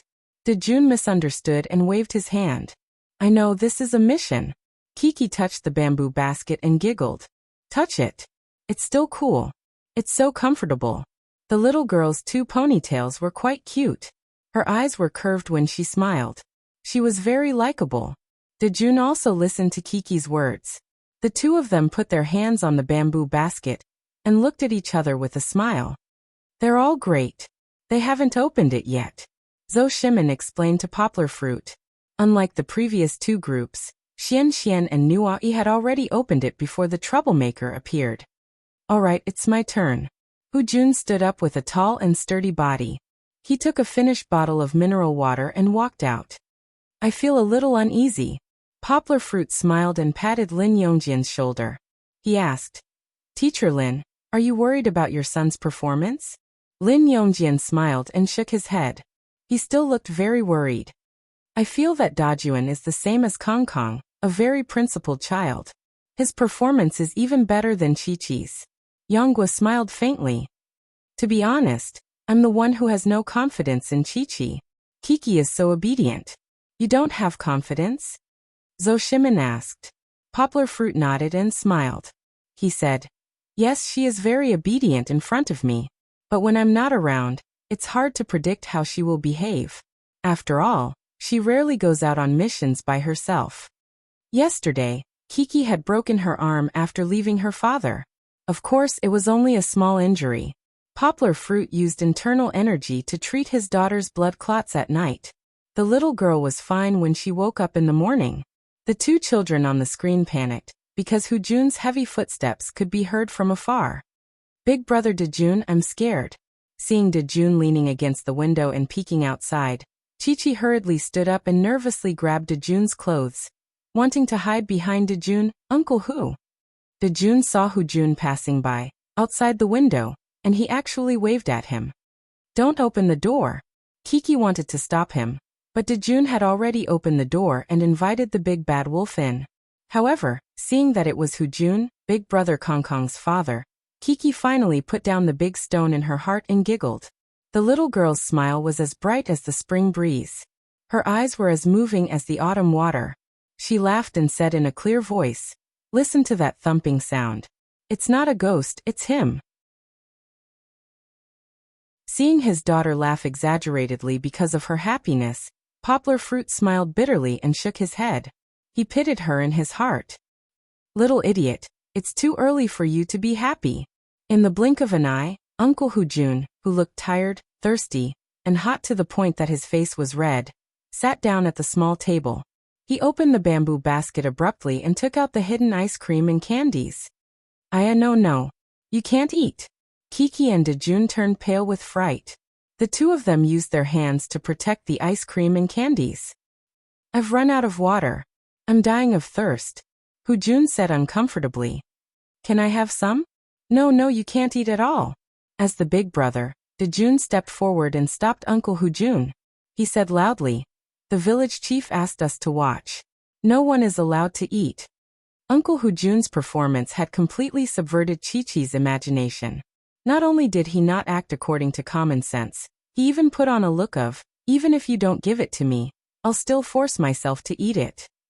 He stretched out his hand, and was about to grab a candy. No. Only the excited cry of a nightingale could be heard. The voice was still so clear and pleasant, but the scene on the screen shocked everyone.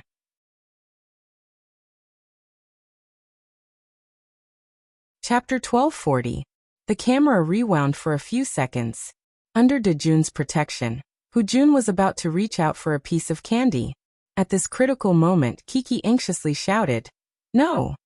Then the father stared in bewilderment as the pretty and cute little girl in the camera took away the glass bowl containing the ice cream, candies, and ice cubes at lightning speed. Her actions were so fast that even the camera started to see a blur. The little girl was very anxious. She was worried that Uncle Hujun would be unreasonable. Then, she picked up the glass bowl and ran out in a hurry. No one had reacted yet. That cute figure disappeared from the camera. Village chief. It turned out that Kiki had already run out of the corridor. She ran quite fast and disappeared in a flash. Fortunately, there was still a cameraman following her at the staircase. However, he followed her closely and almost lost her. She ran out. Find the village chief. Zhou Shimin and Poplar Fruit could hear Kiki's crisp shouts from the surveillance room. He could not help but laugh. Poplar Fruit could not help but laugh. However, he was still a little worried about his daughter. He was afraid that she would fall while carrying so many things. Moreover, the camera lens outside was not connected to the screen. The audience could see it, but they could not. Brother Hujun is confused. Zhou Shimin pointed at Hujun, who was at a loss in the surveillance room. Finally, Kiki came back with the glass bowl. The staff must have coaxed the little girl back by saying that the weather outside was hot and the ice cream would melt. Just let me eat a little. I'm so thirsty. Hujun realized that the previous method did not work, so he changed to the pity card. You can't eat it. Don't eat it. Chi-Chi and Dejun both placed their hands on the bamboo basket. guarding this mission. When the little girl saw that Uncle Hu-jun was not as stubborn as before, she let down her guard a little. She could even smile as she emphasized seriously. The village chief said we can't eat it. Seeing the little girl tugging at Uncle Hu-jun's big arm and acting coquettishly, the audience couldn't help but laugh. They all felt that Kiki was very cute. She always had a sweet smile on her face. This also showed that she was a very optimistic child. Yes, he told us to watch. No one is allowed to move, and no one is allowed to eat. Dejun was also very serious, and his tone was very strict. Poplar Fruit smiled and turned to look at Lin Yongjian. He originally wanted to praise Lin Yongjian, but when he saw Lin Yongjian's gratified smile, he didn't say anything else. Really? No one is allowed to move, and no one is allowed to eat? Hu-jun asked. Village head. Uncle Hu-jun is here to steal ice cream. Seeing Hu-jun's big stature, Dejun was a little scared, so he shouted loudly, I can't beat you, but you don't want me to complain? In the monitoring room, the fathers were all laughing together. Lin Yongjian was even more gratified as he covered his forehead and laughed loudly. In the mission room, Hu-jun was so embarrassed that he was sweating profusely. Old Hu had been around for so many years, but he really couldn't handle these two children who didn't play by the rules. Big brother Dejun, no need to shout. The village head isn't outside. I've been looking for him for a long time. Kiki giggled and said very honestly, I don't know where he went. Ah. Dejun was a little dumbfounded. Hu-jun felt that he could still work a little harder. He continued to pretend to be pitiful. He picked up the empty bottle and used his superb acting skills to pretend. But uncle is really thirsty. Look, my bottle is empty. It's so uncomfortable to have no water to drink in such a hot weather. So uncomfortable, so uncomfortable. Needless to say, Hu-jun was once an actor who was close to the level of a best actor. Lan Yu was nominated for the Golden Horse Award, among other things. With his acting, he looked very pitiful. Kiki was kind-hearted. She couldn't bear to see Uncle Hu-jun's uncomfortable appearance. She released the hand that was protecting the bamboo basket and said with concern, Then Uncle Hu, I'll help you ask the village head for water. With that, the little girl ran out again. Looking at her vigorous figure, she was like a cute little deer. Village head, Papa Papa. However, no matter how the little girl called, no one responded. She even went to find the photographer uncle, but today was especially strange. No one had any water to drink. But when Kiki turned around and left, the weak Dejun couldn't hold on any longer. Hu-jun only lightly tricked Dejun, and Dejun moved aside, allowing Hu-jun to secretly eat a piece of candy. Aya, you can't eat it, you can't eat it. When the little girl came back, she turned pale with fright. She anxiously ran back to the table and waved her hand. However, the bamboo basket had already been opened, and Uncle Hu-jun was happily chewing on the food. I don't know what to do, Zhou Shimin commented. The little girl was so anxious that she was about to cry. How can you eat it? Kiki was at a loss. She looked left and right, and then looked at Dejun. But big brother Dejun was also too busy to take care of himself. How could he know how to save their mission? Come, sit down first.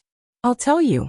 Seeing that the child was about to cry, Hu-jun hurriedly told them the strategy he had just thought of. He pointed to the candy in the big bowl. The red and green candy mixed with the ice cubes looked especially beautiful. Hu-jun said, Look, there are so many candies. If you eat one or two, will the village head be able to tell? But you're not allowed to eat it, Dejun said. Kiki also nodded. Look, I'll eat another one. Hu-jun stretched out his big hand again, but this time Kiki anxiously hugged his arm. In order to not let Uncle Hu-jun have his way, the little girl even put her body weight on it.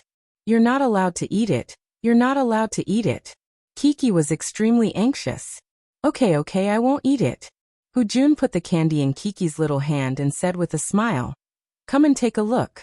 With this candy, can you still tell? I can't tell. Dejun looked and nodded. He looked at Kiki and asked, Kiki, can you tell? I can't tell. Kiki looked at the candy. Her hand that wasn't holding the candy was gently pinching the side of her braid. She was very conflicted in her heart as she said softly, In the monitoring room, the atmosphere was a little heavy. Poplar Fruit was also looking at his daughter with rapt attention. He wanted to know how she would perform. But this won't do. Kiki put the candy back. She waved her white little hand and pointed to the wall. She said very seriously, "You'll see. There are cameras here." There were many cameras on all 4 walls. I've seen it on TV. Big brother Kimmy and big sister Angela protect the eggs. And then Papa can see it. Then Papa won't be happy if we don't complete the task. The little girl raised her eyebrows and said very worriedly. The few fathers were so surprised that they couldn't close their mouths. Poplar Fruit was also convulsing with laughter at his daughter's performance. He shook his head and said to the village chief and the other fathers with a smile, "She's watched TV before. She's watched the 1st and 2nd seasons. We can't hide this from her." If Nuai was a 10th grade scholar of the Journey to the West, then Kiki was definitely a 10th grade fan of the program. Where are we going, Dad?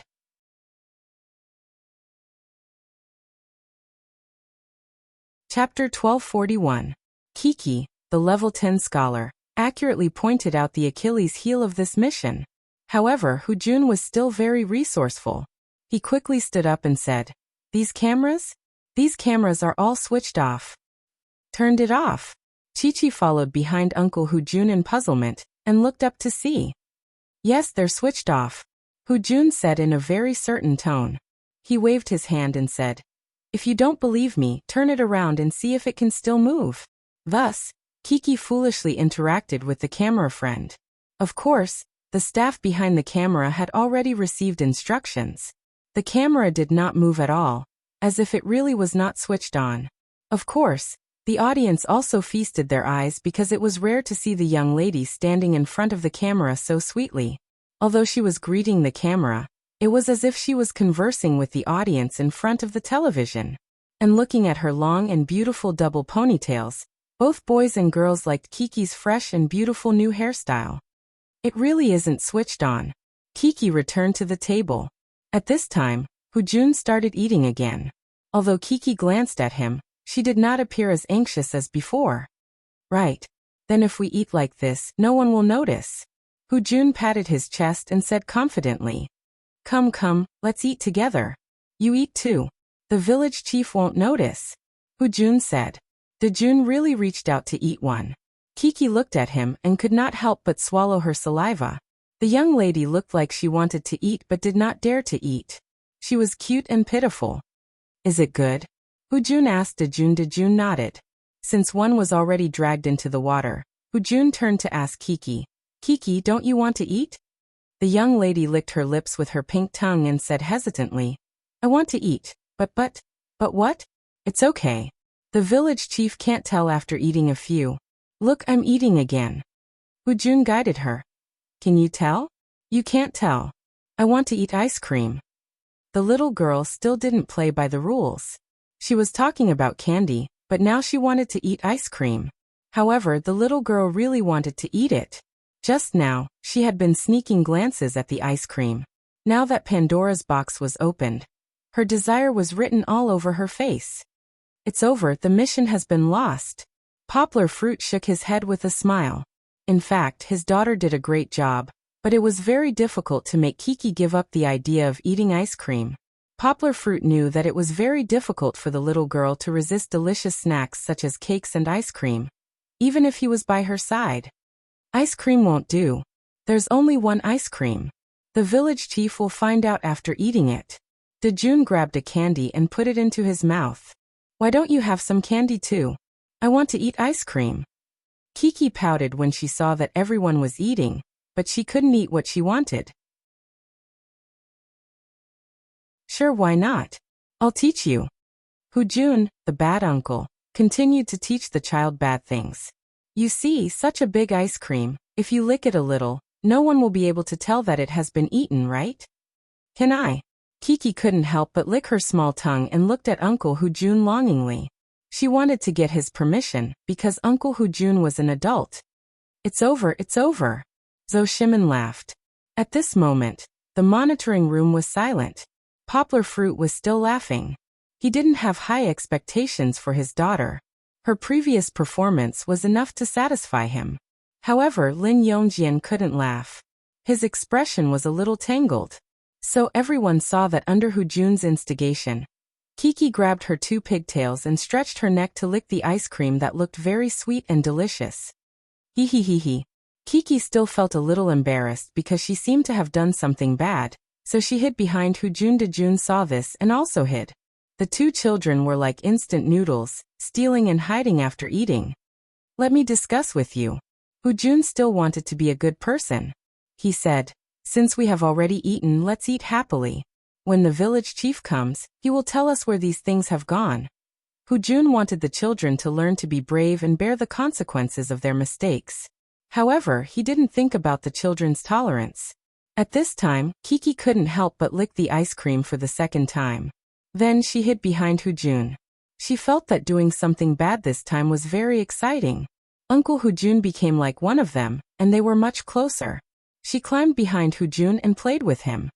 I didn't eat it. De Jun suddenly interrupted Hu Jun's words. At this time, Lin Yongjian's expression froze. The audience saw his throat move. Teacher Lin, who was very traditional in educating children, was obviously angry because of De Jun's words. If we don't tell the village chief, are we lying? Did you lie? Hu Jun seemed to have forgotten the words he had just said to the children and asked, I don't want to tell him. De Jun's whole body was tense, especially his worried and scared eyes.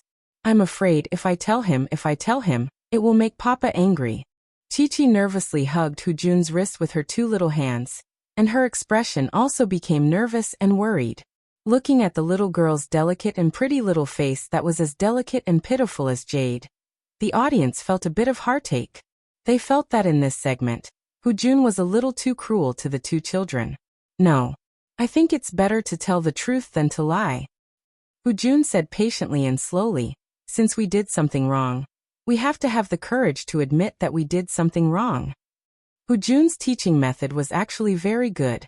He set an example by holding the candy and said, now you see, I can still eat it. I can eat it openly. I want to eat it too.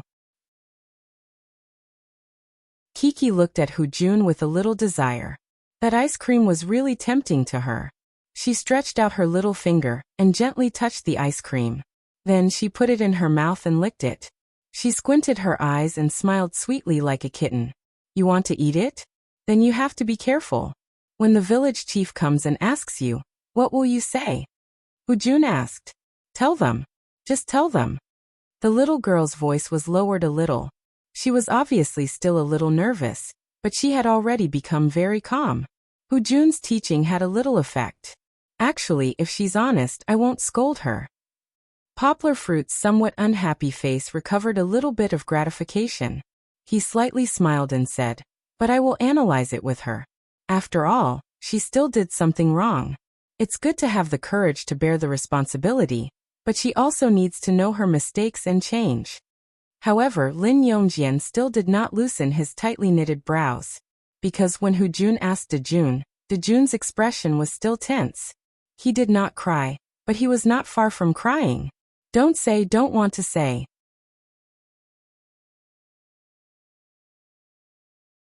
Chapter 1242. Why don't you say it? Hu Jun was still very patient. He chatted with the children for a longer time than the other 3 fathers. However, De Jun shook his head and didn't say the reason. His face, which was as white as an egg, was very dignified at the moment, as if something terrible was going to happen. Quick, cover it. Don't let the village head find out.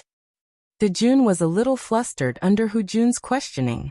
He still couldn't figure out one thing in his mind. Hu Jun just said that it didn't matter. The village head wouldn't find out, but why did he want him to confess now? I know why, do you want to know? Kiki, who was still playing on Hu Jun's back, poked out her little head from Hu Jun's shoulder and said, why? Because he is afraid. Brother De Jun is afraid that his papa will scold him. The little girl was very smart. Aren't you afraid? Hu Jun asked. I'm afraid too. Kiki lowered her head and played with the end of her braid. She looked at Hu Jun with a little worry and said, but Papa doesn't like me to be dishonest. You still don't want to say it? Hu Jun turned his head and looked at De Jun. He thought that after hearing that his sister was so sensible, he should be enlightened. However, Dejun still shook his head and said a little timidly, "I'm afraid.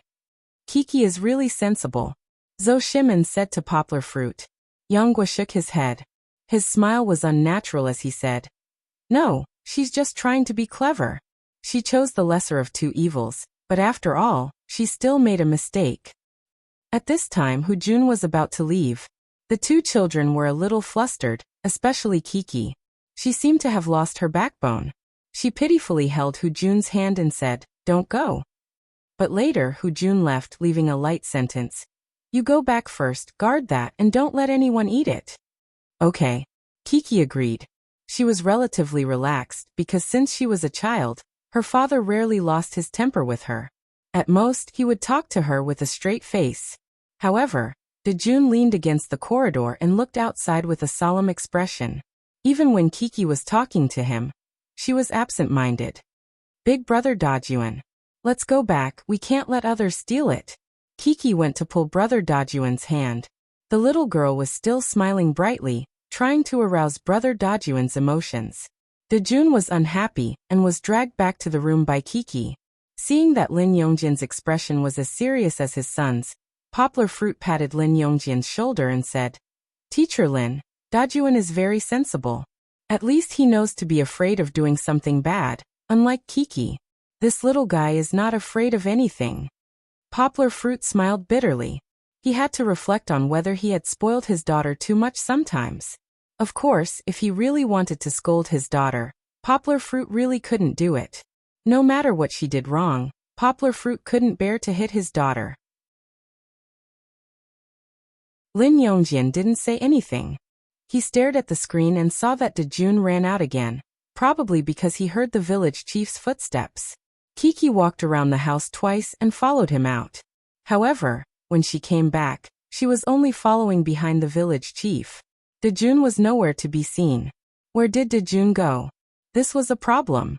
However, Kiki had to face the village chief's inspection first. "Village chief, where did you go just now? I couldn't find you." Although she said that, from the little girl's hands unintentionally fiddling with her braids, it was obvious that she was guilty. Poplar Fruit was very attentive. He wanted to see how his daughter would behave. Of course, the beginning wasn't good because Kiki didn't confess at the beginning. She still had a little bit of luck. "You've taken a look at the ice cream and those delicious things, right?" The village chief walked in and went straight to the small table. He then pulled up the bamboo basket to check. At that moment, Kiki's face was tense.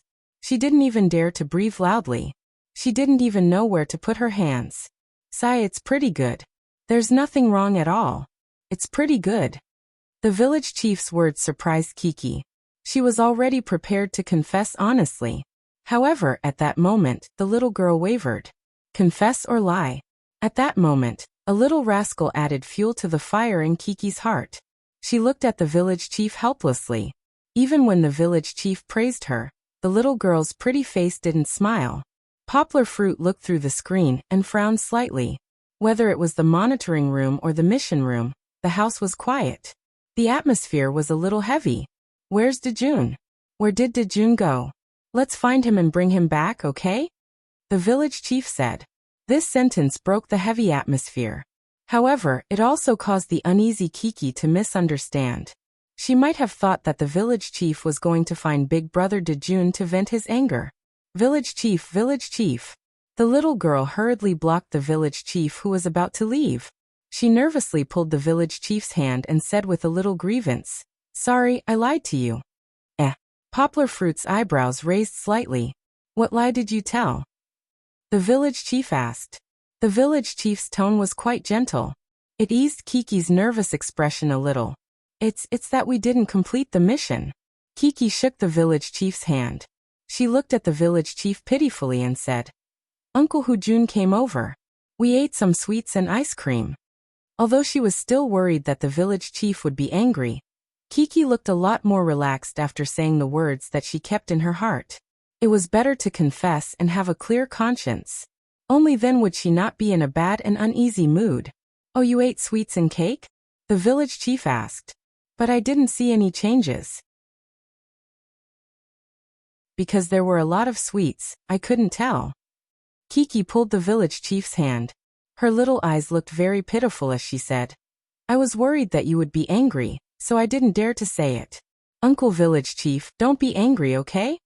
To be honest, looking at such a fresh and lovely little girl's pitiful appearance, no one would be able to get angry at her. The village chief is very happy that you were able to tell him that you did wrong. Why would he be angry at you? The village chief smiled and said, Then what about Dejun? Did he eat anything? This question made the panting Kiki nervous again. Her two little hands grabbed the end of her braid and twisted it in front of her chest. She hesitated for a moment. In that instant, two images flashed through her mind. One was Big Brother Dejun's expression when he was so scared that he was about to cry. The other was the scary look on Big Brother Dejun's father when he lost his temper in Shishan. Big Brother Dejun didn't eat. Kiki's words shocked all the fathers in the monitoring room.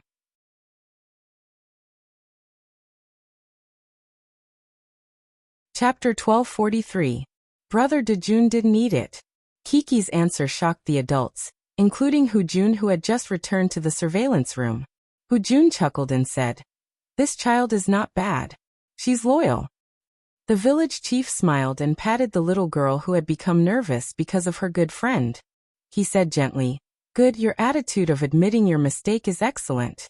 However, let's find Dejun first, okay? She knew that her good friend had hidden out of fear, but Kiki didn't know where Brother Dejun had run off to. Thus, the two of them began to rummage through the cabinets to find Dejun. This kid, where did he run off to? In the surveillance room, Lin Yongjin's expression was unhappy. He harumphed with a straight face. He's hiding, Hujun said with a smile. We must let the village chief find him. We'll see what he says when he finds him. Facing the camera, Lin Yongjin couldn't even squeeze out a smile. Poplar Fruit was also silent.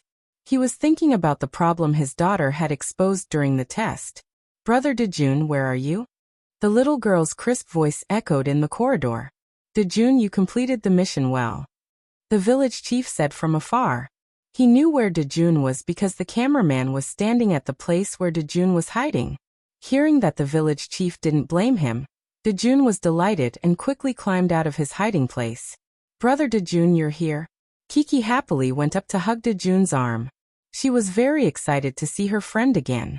She had been looking for him for a long time and was worried sick. Back in the house, the village chief sat down and let the two children sit on either side. He said, Come, let's give a review of today's mission. Today's mission. The village chief wants to act out Kiki.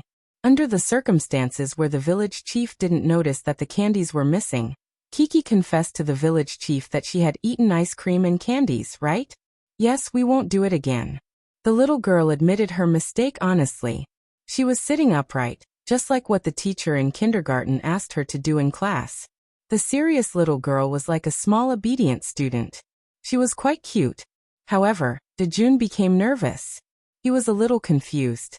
Didn't the village chief say that he had completed his mission very well?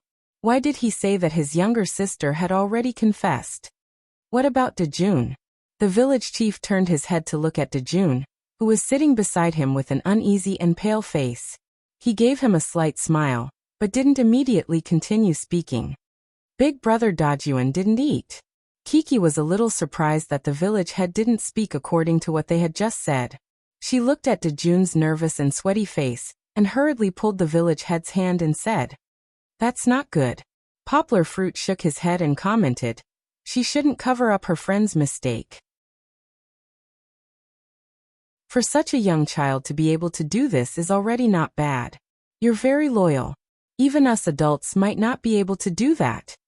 Zhou Shimin patted Poplar Fruit's shoulder and said, Right, we also have to praise Dajuan here, because you were able to persevere from the beginning to the end. This kind of spirit is worth learning from, said Village Chief. He spoke slowly, but he was paying attention to Dejun's expression. Actually, under the camera, the change in Dejun's expression was very clear. After Kiki said that he took responsibility for all the mistakes, Dejun was obviously stunned for a moment. Then he heaved a sigh of relief. He looked at Kiki gratefully. Then, looking at his expression, he also wanted to continue hiding it. However, the village head's praise made Dejun's smile slowly disappear. The little boy was worried that the village head and his father would be angry, and wanted to make a choice to lie. But after he received the village head's praise, Dejun felt a little embarrassed. He knew in his heart that this was wrong and he shouldn't be praised. Uneasy in his heart, the kind Dejun suddenly had tears in his eyes. Village head. Dejun rubbed his eyes. His voice was a little panicked as he said, "Village head, I want to be honest with you." "Oh, be honest about what?" The village head was very pleased. He encouraged Dejun with his eyes. I'm not as good as you said." Wiping away his tears, Dejun muttered in a low voice. Just now Uncle Hujun came. Then we ate a lot of candies. I also ate some." But he also admitted it. Hujun said with a smile in the monitoring room. "The method is different, but he also admitted it." Hujun said this to Lin Yongjian, who had an ugly expression just now. Poplar Fruit and Lin Yongjian actually didn't care about what the two children said to the village head, and what the village head said to them. So much so that after the village head left, Kiki let out a big sigh of relief. She even mischievously pouted her little mouth, and softly twisted her two slender little arms like a snake. This adorable look made the fathers in the monitoring room laugh out loud. But Poplar Fruit shook his head while laughing. They actually wanted this to end quickly so that they could go and talk to their children. Poplar Fruit was also the same. Although Kiki, this little girl, was as loyal as a boy, and even received a lot of praise from netizens on the internet, Poplar Fruit still saw some bad signs from his daughter's performance. Lin Yongjian was the first to go out. Poplar Fruit also couldn't hold back and followed him. He took his daughter's little hand downstairs and returned to the door of his room. Poplar Fruit's dignified look made Kiki keenly feel that the little girl was somewhat anxious. She held her father's hand and didn't dare to let go. When they came down just now, Lin Yongjian had already begun to scold Dejun loudly at the stairs. Kiki was very afraid that her father would also be angry. At the door, Poplar Fruit found a chair and sat down. Kiki wanted to throw herself into her father's arms. She wanted to use her well-tested coquettish move to ease her father's taut face. However, Poplar Fruit didn't allow her to throw herself over. He grabbed her arms with both hands and blocked her in front of him a little coldly. "Papa, I know I was wrong. Don't be angry." With Kiki's intelligence, how could she not know that her father knew? But she was really afraid of her father's anger. She was afraid of her father's indifference. The little girl was very flustered and wanted to throw herself into her father's arms. Her big eyes began to fill with tears. How could he bear to let his daughter cry? Poplar Fruit's heart softened. He opened his arms and let his daughter throw herself in. Poplar Fruit gently stroked the back of his daughter, who was rubbing her eyes and crying. His voice returned to its gentle state. He said, "Well, Papa is not very angry." Kiki rubbed her eyes and stopped crying. But she still reluctantly leaned into her father's arms. "But Papa wants to have a good talk with you about your performance just now. Is it right or wrong?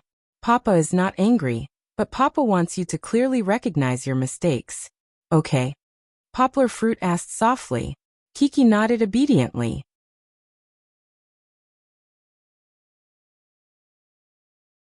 Chapter 1244.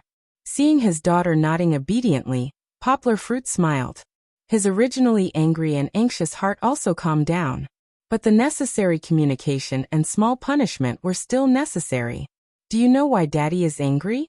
Poplar Fruit let his daughter lean on his body and asked softly. "Because I ate the prize." Kiki nodded and said with a pout. Although she admitted her mistake, she still felt a little wronged. There was no reason to feel wronged. Perhaps it could be said that she felt wronged because her father was angry with her. Even if she was really wrong, this was a child's nature. No one was willing to be scolded. No one was willing to be pointed out their mistakes. Even if they knew they were wrong, they would find a way to escape. Kiki was a girl. She had the right to feel wronged. However, what made Poplar Fruit gratified was that she was still able to endure and listen to her father's reasoning. "Anything else?" Poplar Fruit asked softly. Kiki looked at her father in confusion. She didn't know what else she did wrong. "Well, Daddy will start with this ice cream, okay?" Poplar Fruit smiled slightly. Seeing his daughter was a little unhappy, he slightly changed his tone. Of course, Daddy is not saying that your performance today was not good. There were mistakes, but there were also things that you did well. For example, at the beginning, when Uncle Hujun wanted to eat candy, you refused. You even took that big bowl and ran far away. Poplar Fruit laughed and said, seeing that you were so powerful that even Uncle Hujun couldn't catch up with you. Daddy laughed very happily at that time. Uncle Hujun lied. That camera was on Wuwu. Kiki shyly covered her little face.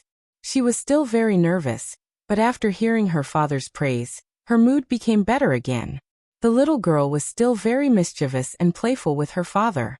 She stretched out her little hand and wanted to cover her father's eyes. Her face was bright red. Now you know how to be shy? Poplar Fruit waited for her to play for a while. Then he smiled and continued. But now, let's talk about what you did wrong. Kiki blinked her big eyes and looked at her father. You performed well in the beginning. But as soon as you heard Uncle Hujun say that the camera was off, you did something wrong. This time, Poplar Fruit said to his daughter in a serious tone. Behave yourself in front of people and behind their backs. There are cameras. When you know that Daddy is watching you, you will behave well. Without the camera and without your father by your side, you started to be disobedient. Am I right? Poplar Fruit asked. Kiki didn't dare to laugh anymore. She lowered her head and secretly raised her eyelids to look at her father. In a soft voice she said, yeah. Why did you not dare to eat the ice cream when you thought that Dad might see you through the camera? But when there's no camera, you wanted to eat it. Poplar Fruit asked gently. I'm afraid that Papa will be angry. Kiki squeezed her head into her father's arms. The little girl felt a little embarrassed, as if her scars were being uncovered layer by layer. Dad won't be angry. If you only eat the ice cream, Dad will only think that you are too naughty. But if you think that Dad will be angry and then secretly eat the ice cream after avoiding Dad, Dad will be very sad. Poplar Fruit held his daughter's hand, pressed it to his heart, and said softly, because Dad will think that my daughter is afraid of Dad. I don't want Papa to be sad. Hearing her father's gentle but straightforward words, Kiki was suddenly full of tears. She pouted and sobbed. At this time, she really regretted it. Dad is very happy that you can think like this. But Dad wants to tell you a truth. Poplar Fruit smiled and held his daughter's little face. He said, doing things is not for others to see. Dad doesn't need you to do things that you don't like to do for Dad's happiness. But no matter what decision you make, you have to do it with a clear conscience. The ice cream is delicious, but let's think about it. Watching the ice cream was the task that the village chief assigned to you. You ate the ice cream. Whether Dad and the village chief found out or not, you didn't fulfill the promise you made to the village chief. You also failed to live up to everyone's trust in you. After eating the ice cream, do you feel very uncomfortable in your heart? Do you feel guilty? Poplar Fruit said. Kiki sobbed and said, Papa, I told the village chief that I did something wrong. I won't dare to do it again. Dad saw it. You know your mistake and change. This is a good child. Poplar Fruit said. This is where Dad wants to praise you, because you did confess to the village chief. However, Dad thinks that when you confess, you are not sincere enough. Because you didn't take the initiative to confess to the village chief. And you still have the idea of getting lucky. Kiki found that she had nowhere to hide her thoughts in front of her father. She could only pout her mouth and nod her head in grievance. This is the second thing that Dad wants to teach you today. Poplar Fruit smiled slightly, so that his daughter's face would not be too tense. He gently rubbed his daughter's little head that was leaning on him and said, no matter when, doing something wrong is not terrible. What is terrible is that you don't have the courage to take responsibility. What is terrible is that you don't learn from it. What is terrible is that you think that apologizing is enough, but you don't make the effort to change. Kiki nodded. Poplar Fruit would not care how much Kiki would change after this experience, but he wanted his daughter to remember these principles. When she grew up and became more mature, she would be able to understand. Dad also saw that you wanted to help Brother Dajuan, so you took the initiative to tell the village chief about the candy you ate, right? Poplar Fruit smiled and asked. Kiki nodded. She pulled her father's finger, swung it, and said, yes. Brother Dajuan was very afraid that his father would scold him. So you are willing to take all the responsibility for him? Even if the village chief punishes you? Poplar Fruit asked. I don't want Brother Dajuan to be sad. Kiki nodded. Dad is actually very gratified that you think this way, because you know how to help your good friend.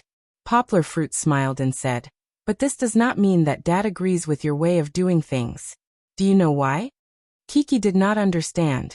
Looking at her confused big eyes, Poplar Fruit analyzed to his daughter.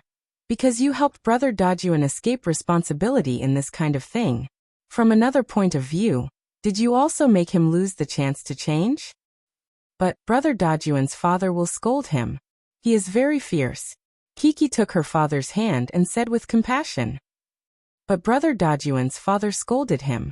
Is it for his own good? Poplar Fruit smiled and looked at his daughter. After thinking for a long time, he nodded and continued. Although the method is not appropriate, Brother Dajuan also needs to grow from mistakes. Don't you think so?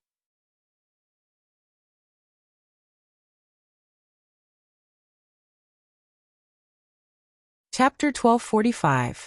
Third update, one more chapter. This is also the third truth that Dad wants to talk about. You can't cover up the mistakes of good friends. Good friends not only share good things together, but also have to bear, correct, and improve together when we do something wrong, right? Poplar Fruit said to Kiki. Kiki nodded as if she understood. Just like before, Poplar Fruit didn't need her to understand these truths that adults might not understand. Actually, Dad just asked an uncle in the earthen building to help buy a cake for all the children to eat together. Poplar Fruit suddenly changed the topic and said, at that time, Dad told him that he wanted to buy a hazelnut cake, which is my daughter's favorite. It was obvious that Chi-Chi's eyes had become bright and sparkling all of a sudden. However, Chi-Chi was also holding her father's hand a little fearfully. Because her father had pointed out so many things she had done wrong. She looked at her father with a pitiful gaze, afraid that her father would turn around and say that he wouldn't let her eat anymore. You just did something bad. Poplar Fruit deliberately dragged his voice.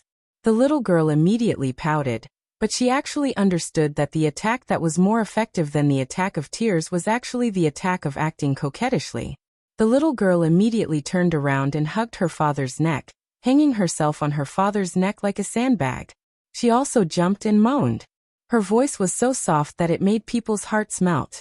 After a while, she also freed her small hands and pinched her father's mouth, squeezing it like Donald Duck, not letting her father speak.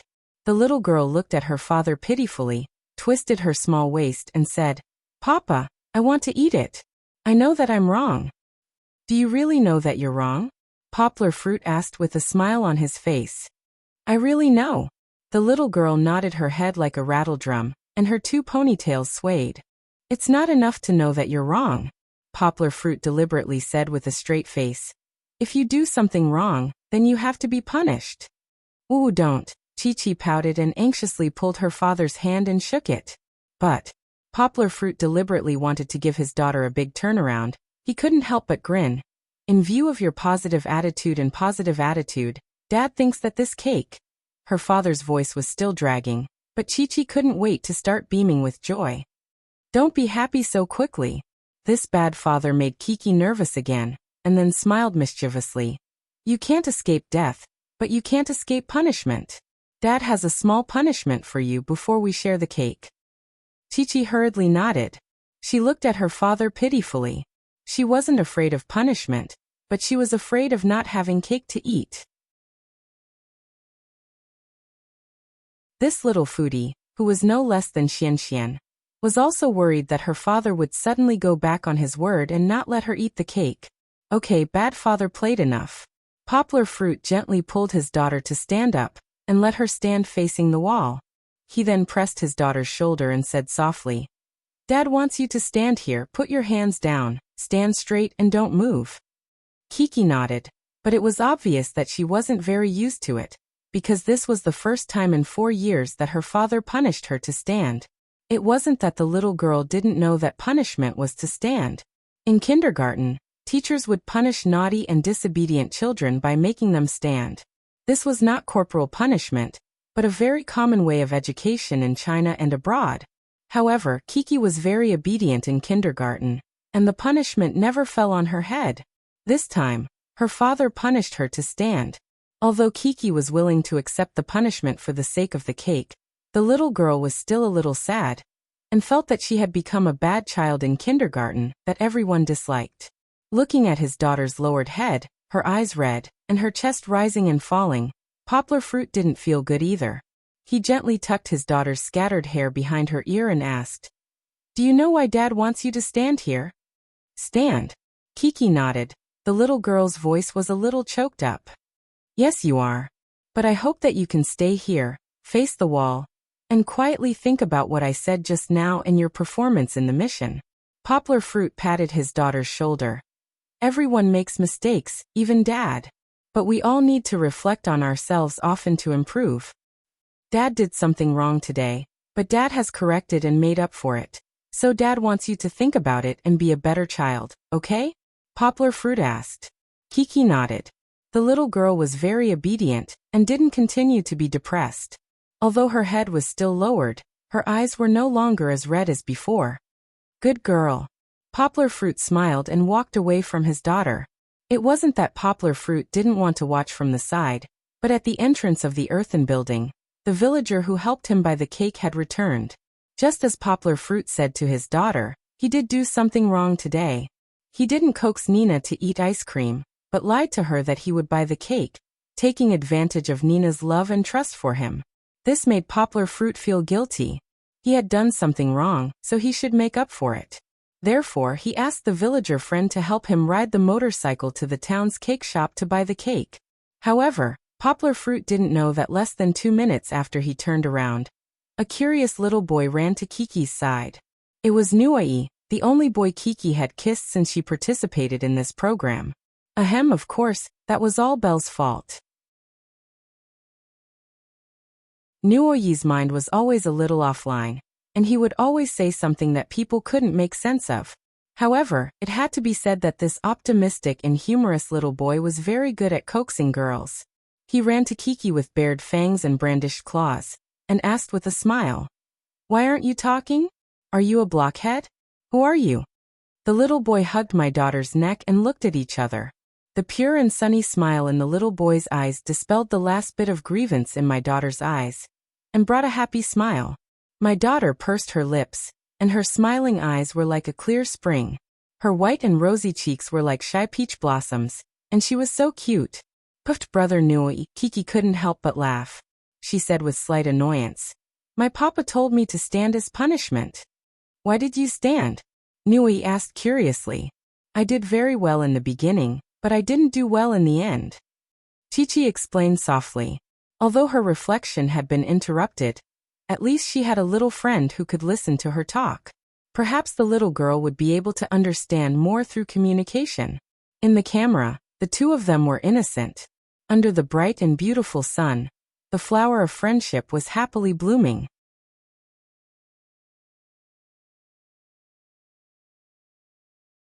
Chapter 1246. After buying the cake, Nina had already forgotten what had happened just now. She was having a good time with the director. "Nina, look, what's this in your uncle's hand?" However, Yangguo appeared in front of her from afar with the cake in her hands. She smiled and showed off the cake box. Nina then ran over in surprise and joy. "It's a cake!" Nina giggled and reached out to grab Poplar Fruit's hand. She was so happy that she jumped up and down. "There's a cake." Several children rushed over excitedly from all directions. They really didn't know where they were playing just now. As soon as they heard that there was delicious food, they ran out. The one running at the front was little Pang Xian with curly hair. "I want to eat cake. I want to eat cake too." The children shouted excitedly. Xian was dancing with joy. Poplar Fruit looked at his daughter, who was still standing there obediently. Although the little girl was eager to cheer with her friends, she was now being punished by her father. She could only stand pitifully far away. "Kiki, that's enough. Come and eat the cake together." In fact, Poplar Fruit was very satisfied with his daughter's performance. He smiled and waved to her. The little girl's grievance immediately turned into joy. She turned her head and ran over cutely like a deer. Her beautiful twin ponytails swayed behind her, just like her mood at the moment. Kiki, there's cake to eat. Nui and her friends held hands, and the two children giggled. The children's joyous mood even affected Kong Kong, who had always been aloof. He stood aside reservedly, grinning from ear to ear. Taking advantage of the lively atmosphere, Sister Pomegranate cut the cake for them. Then, Poplar Fruit and the other fathers urged their children to share the cake, and the joy with the other children in the earthen building. I want to eat too. Little Pangxian anxiously wanted to eat first. There's enough for you to eat. Look, Uncle Poplar Fruit bought such a big cake. Zhou Shimin comforted his foodie son, not knowing whether to laugh or cry. As for Kiki, after sending 2 plates of cake to the young lady in the earthen building, she licked the cream on her hands and ran to her father happily. She said sweetly, "Papa, the cake is so delicious." Little greedy cat. Looking at his daughter licking her fingers, Poplar Fruit couldn't help but laugh. After eating the cake, they listened to the village chief's evaluation of the children's performance. Of course, the one who performed the best was Kong Kong. The principled little boy did not touch the prize that he needed to protect from the start to the end. He even stopped and led his companions, allowing little chubby Xian to successfully complete his task. Although the little boy didn't seem to care, he was still very proud of himself. Looking at the way he held his head high in his little sister's worshipful eyes, he couldn't help but smile coldly. Poplar Fruit just pressed his daughter's shoulder and stood calmly. He didn't say anything. He had just said what he needed to say to his daughter. If he asked her to look at others now, it would easily trigger his daughter's rebellious emotions. Moreover, in front of so many friends, Poplar Fruit was still willing to give face to his daughter. No one wanted to be lectured by their father in front of their good friends, right? On the other side, Lin Yongjian's temper eased a little. He just scolded his son, and when he returned to the monitoring room angrily, Hu Jun analyzed the situation with him. Recalling what Poplar Fruit said to him during the last trip, Lin Yongjian regretted it. You were too anxious. When educating the child, this method is not acceptable to him. Later, when Lin Yongjian was interviewed by the program team, he said. Lin Yongjian also confessed his thoughts. He was actually a traditional Chinese father, and a father who had a strong love for his child. Seeing the other children perform so well, Lin Yongjian felt anxious for his son. It really wasn't a matter of caring about his face. Lin Yongjian was very sincere. He was worried that Dejun didn't do well and said the wrong thing. After all, this was a television program for a national audience. If there were any small flaws, it would be easy for people to criticize with a magnifying glass. Dejun was a child who wasn't even 5 years old. Lin Yongjian was worried that his son wouldn't be able to withstand the criticism. However, his anxiety didn't yield good results. Lin Yongjian also began to reflect on himself. After he returned, he repeatedly watched the video of Poplar Fruit criticizing Kiki and communicating with Kiki. It's still the case that I spend less time with my child and communicate less. Lin Yongjian said sincerely. In the future, it's better to spend more time with your child and communicate more with him. It was rare to see a father like Lin Yongjian, who was willing to reflect on himself and improve himself. However, most of the time, he only saw his shortcomings. Don't forget, he's also a man in his 40s. A leopard can't change its spots. We need to give him more time and patience. Not long after, the village chief began to announce the start of the next segment. The place we live in is called Nanjing. The people in Nanjing especially like to eat bamboo shoots. After we arrive here today, we'll have everyone prepare a full bamboo shoot banquet together, the village chief said. Very good, very good. Poplar Fruit rubbed his hands together. He was in high spirits. Last time, it was actually making noodles.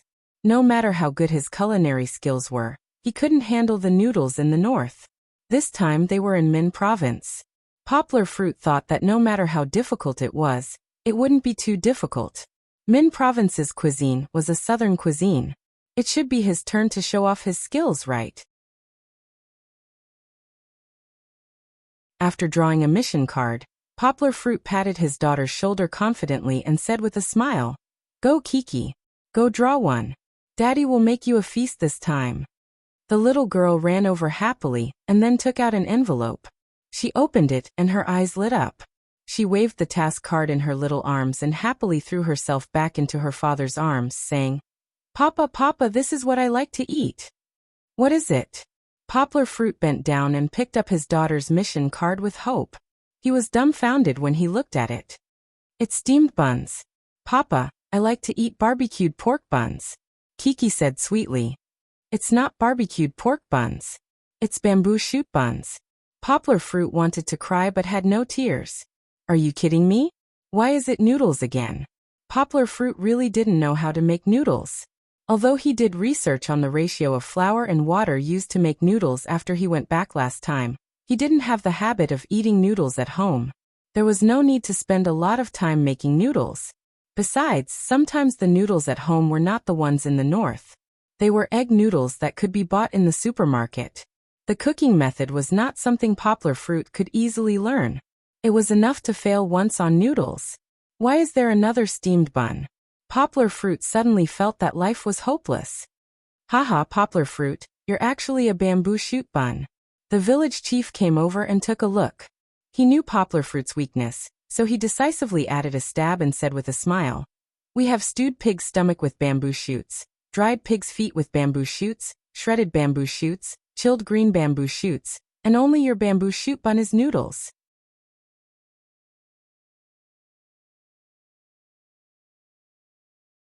Chapter 1247. Poplar Fruit looked at the village chief bitterly. He was on the verge of breaking down, but he had to do it even if he had tears in his eyes. Kiki was very happy because she really liked to eat steamed buns in the morning. Poplar Fruit smiled when he saw how happy the little girl was. He didn't continue to argue about the bamboo steamed buns. Nuyi and Nina chose shredded bamboo shoots, but they couldn't make them. After exchanging the shredded bamboo shoots with Brother Kong Kong, the little boy still frowned and said worriedly, But I can't make them myself. When the village chief asked if anyone could help them, the warm-hearted Kiki raised her hand first. Let me help them. Poplar Fruit patted his daughter's little head lovingly and said with a smile. Even if his daughter didn't raise her hand, Poplar Fruit was willing to help these two children whose fathers didn't come. Nina was still savoring the delicious cake that Poplar Fruit's uncle had brought.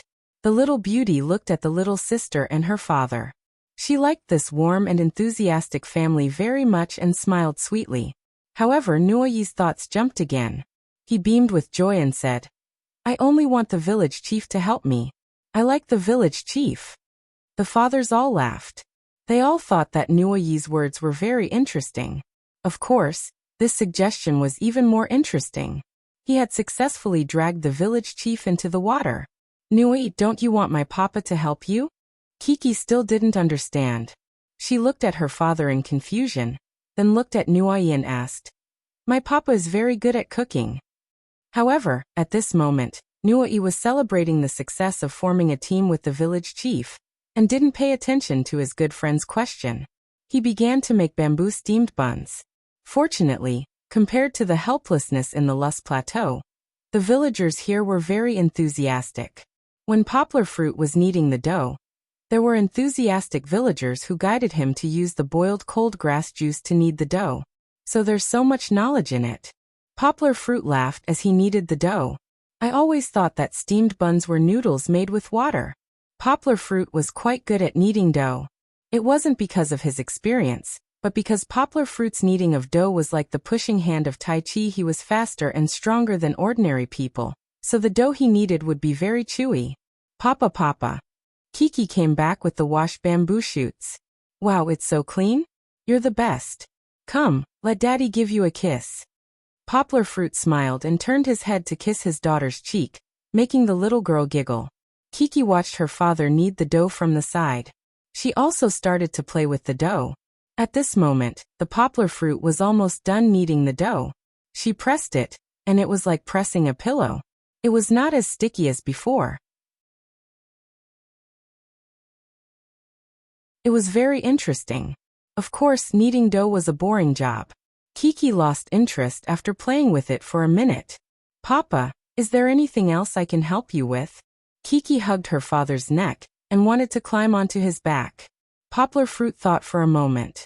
There really wasn't any job suitable for the little fellow. Of course, making steamed buns was fun, but it wasn't at that step yet. Poplar Fruit still had to knead the dough and chop the stuffing, so it would have to wait for a while. You go out and play first. Daddy will call you when it's time to make steamed buns. Poplar Fruit said with a smile. Then Papa has to call me. I really like making steamed buns. Kiki giggled as she ran out. Poplar Fruit smiled, shook his head, and continued to knead the dough. On the other hand, the little girl ran outside and saw Brother Nuyi washing meat at the sink not far away. Just now Nuyi put on a good show for the audience. The little boy's thinking was very unique. He actually suggested that the village chief who didn't have a lighter to start a fire by drilling wood.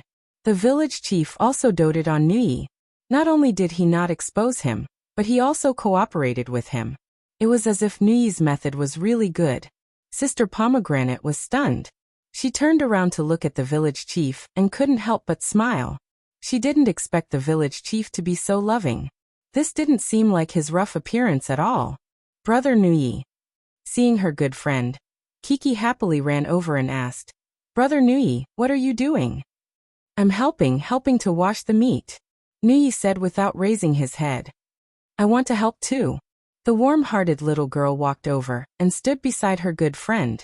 She stretched out her white and clean hands to grab the raw pork on the plate and began to wash it. She actually did it very naturally and wasn't afraid of being disgusted at all. Seeing this scene, Kiki's title of the little princess without princess syndrome had one more piece of evidence. One had to know that there were many girls in the city who were spoiled since childhood who were busy washing vegetables, let alone raw pork. They would complain about the hardships and tiredness. Okay, Nuyi said happily. He saw the village chief coming over and said loudly, Village chief, Kiki will help with me. The little girl washed the pork very seriously. She carefully washed the small pieces of pork under the tap. She was much more meticulous than the boys. Of course. The village chief smiled and walked over. He washed the chopping board and asked, Is she also your good friend? Yes, she is, Nuyi said. Who's your best friend in first place? The village chief asked. Nuyi said without hesitation, She's first. Although she was still earnestly helping, it was obvious that a happy smile had appeared on Chi-Chi's little face that was as white as jade when she heard this. She asked somewhat incredulously, I'm the first? You like the most? Is it? Yes. Nuyi did not mind and answered. However, the little girl was very happy and kept smiling. She was embarrassed to laugh out loud, but her little mouth was smiling brightly. She was so happy that she could not close her mouth.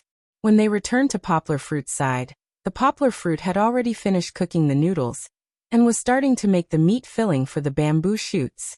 Poplar Fruit did not understand, but didn't he have a few teachers around him? After asking the enthusiastic villagers about the method, Poplar Fruit began. To cut the cured pork, it had to be a large piece that was 70% lean and 30% fat.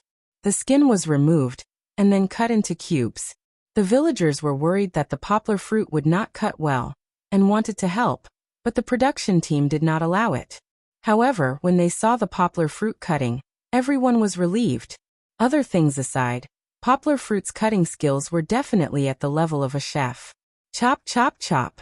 He used the speed of chopping the stuffing and the sound was intoxicating. When they saw the confident smile on Poplar Fruit's face as he cut, the female viewers in front of the television were all stunned by how handsome he was. Who was more handsome than a confident and serious man? Besides, Poplar Fruit's looks were good to begin with. Not to mention this season. Even in all 3 seasons, Poplar Fruit was considered the most handsome man. And he was so good at cooking. He was definitely a male god among male gods. After this episode of Poplar Fruit's show was broadcasted, the number of fans on Weibo increased by a few million again, but this was a story for later.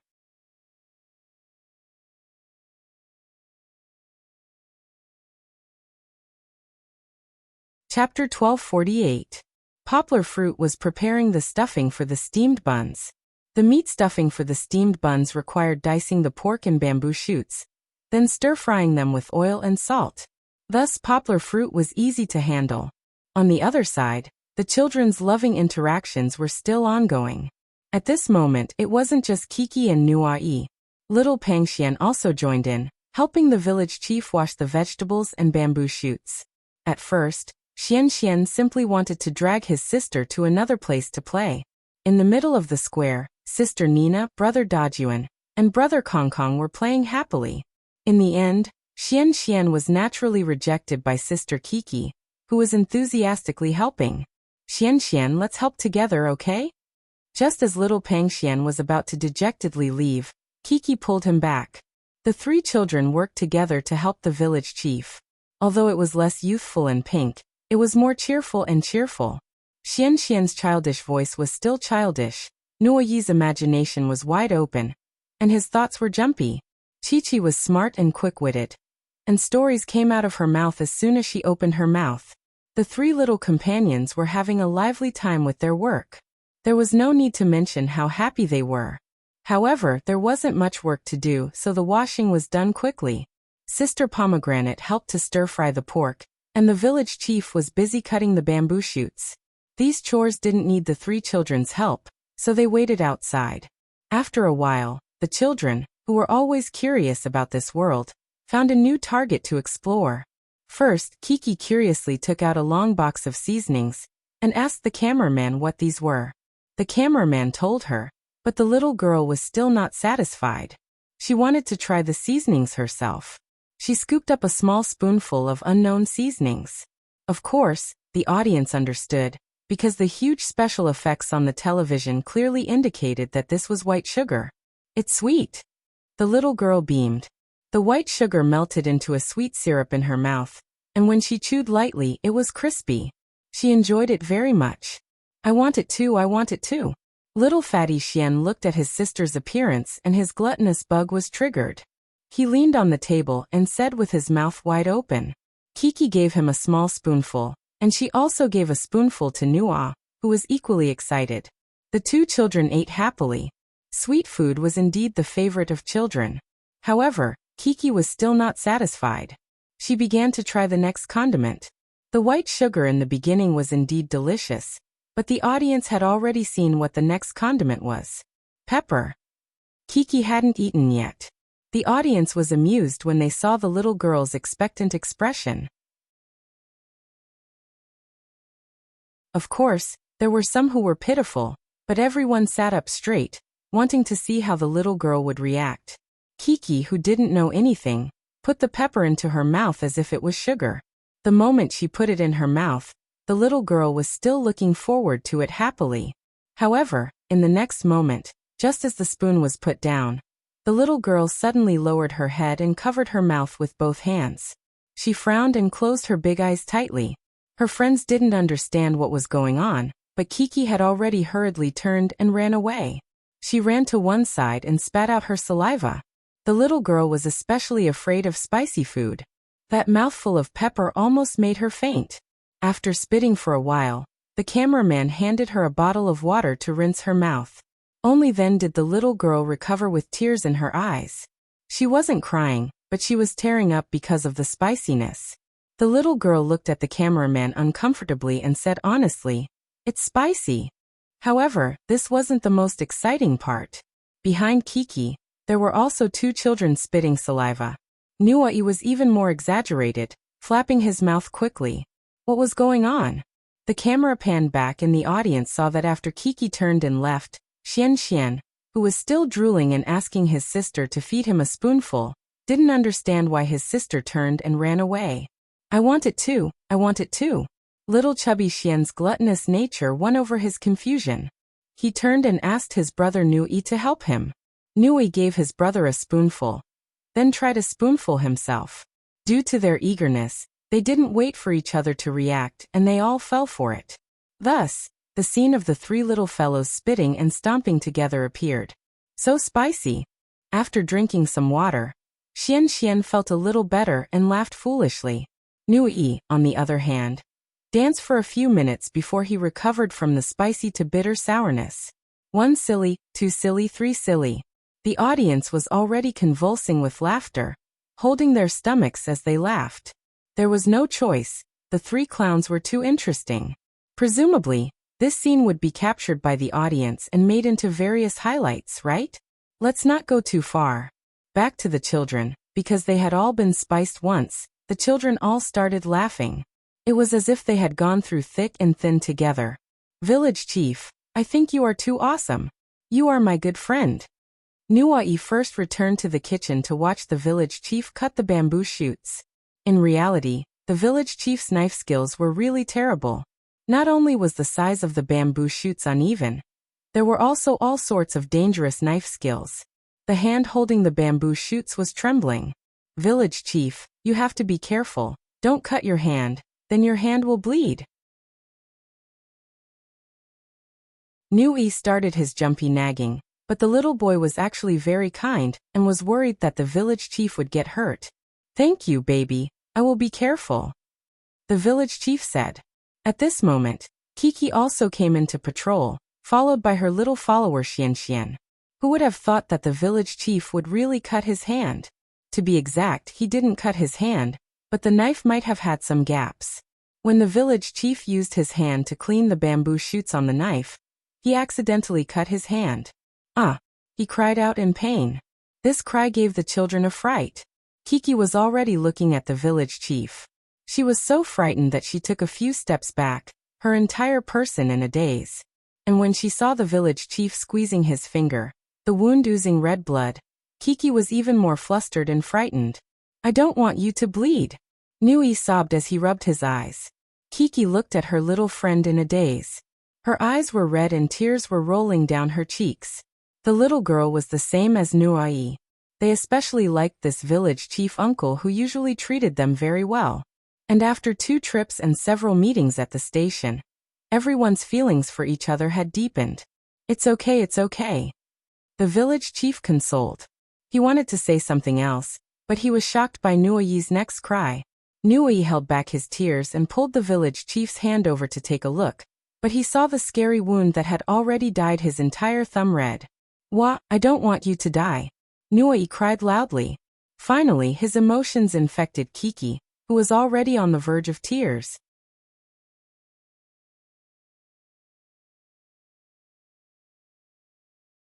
Chapter 1249. No one would have thought that a small scratch on his finger would cause such an uproar. First, it was Nui crying in the kitchen. Then, it was Kiki's emotional crying. Then it was Xian Xian. Little chubby Xian probably didn't understand why his sister was crying, but seeing his sister crying so sadly, little chubby Xian also felt bad. He followed his sister and cried, Village Chief, we don't want you to die. Then the other children who were playing in the middle of the square, Nina, Dejun, and Kong Kong also rushed over. Before they could figure out the situation, they were frightened by the sad scene. Nina cried bitterly, Dejun cried bitterly, and Kong Kong also couldn't help but wipe her tears. This village chief is completely fine. Why were the children crying so hard? No one knew about this and thought that the village chief was really dead. Sister Pomegranate rushed over in a panic. Poplar Fruit heard the commotion and also rushed over, thinking that something big had happened. In the end, everyone didn't know whether to laugh or cry as they quickly comforted the children. These fools. The village chief didn't know whether to laugh or cry, but his heart was touched. Not to mention how childish the misunderstanding was, but the children cried because of the misunderstanding. Their deep love for him was fully reflected in this misunderstanding. Just like how the village chief secretly wiped his tears behind the camera, and just like how he later shared a picture on the official Weibo after the broadcast of this episode, he said, I never felt that I was so important to these children. After laughing and crying, all that was left was feeling touched. Although these children had different personalities, each of them had a heart as beautiful as gold. Their love for the adults who treated them well was also sincere and beautiful. I will cherish your love. The village chief watched it from another angle on the TV and was once again touched. These were his heartfelt words on Weibo. Fortunately, after knowing that the village chief was fine, the children regained their happy smiles.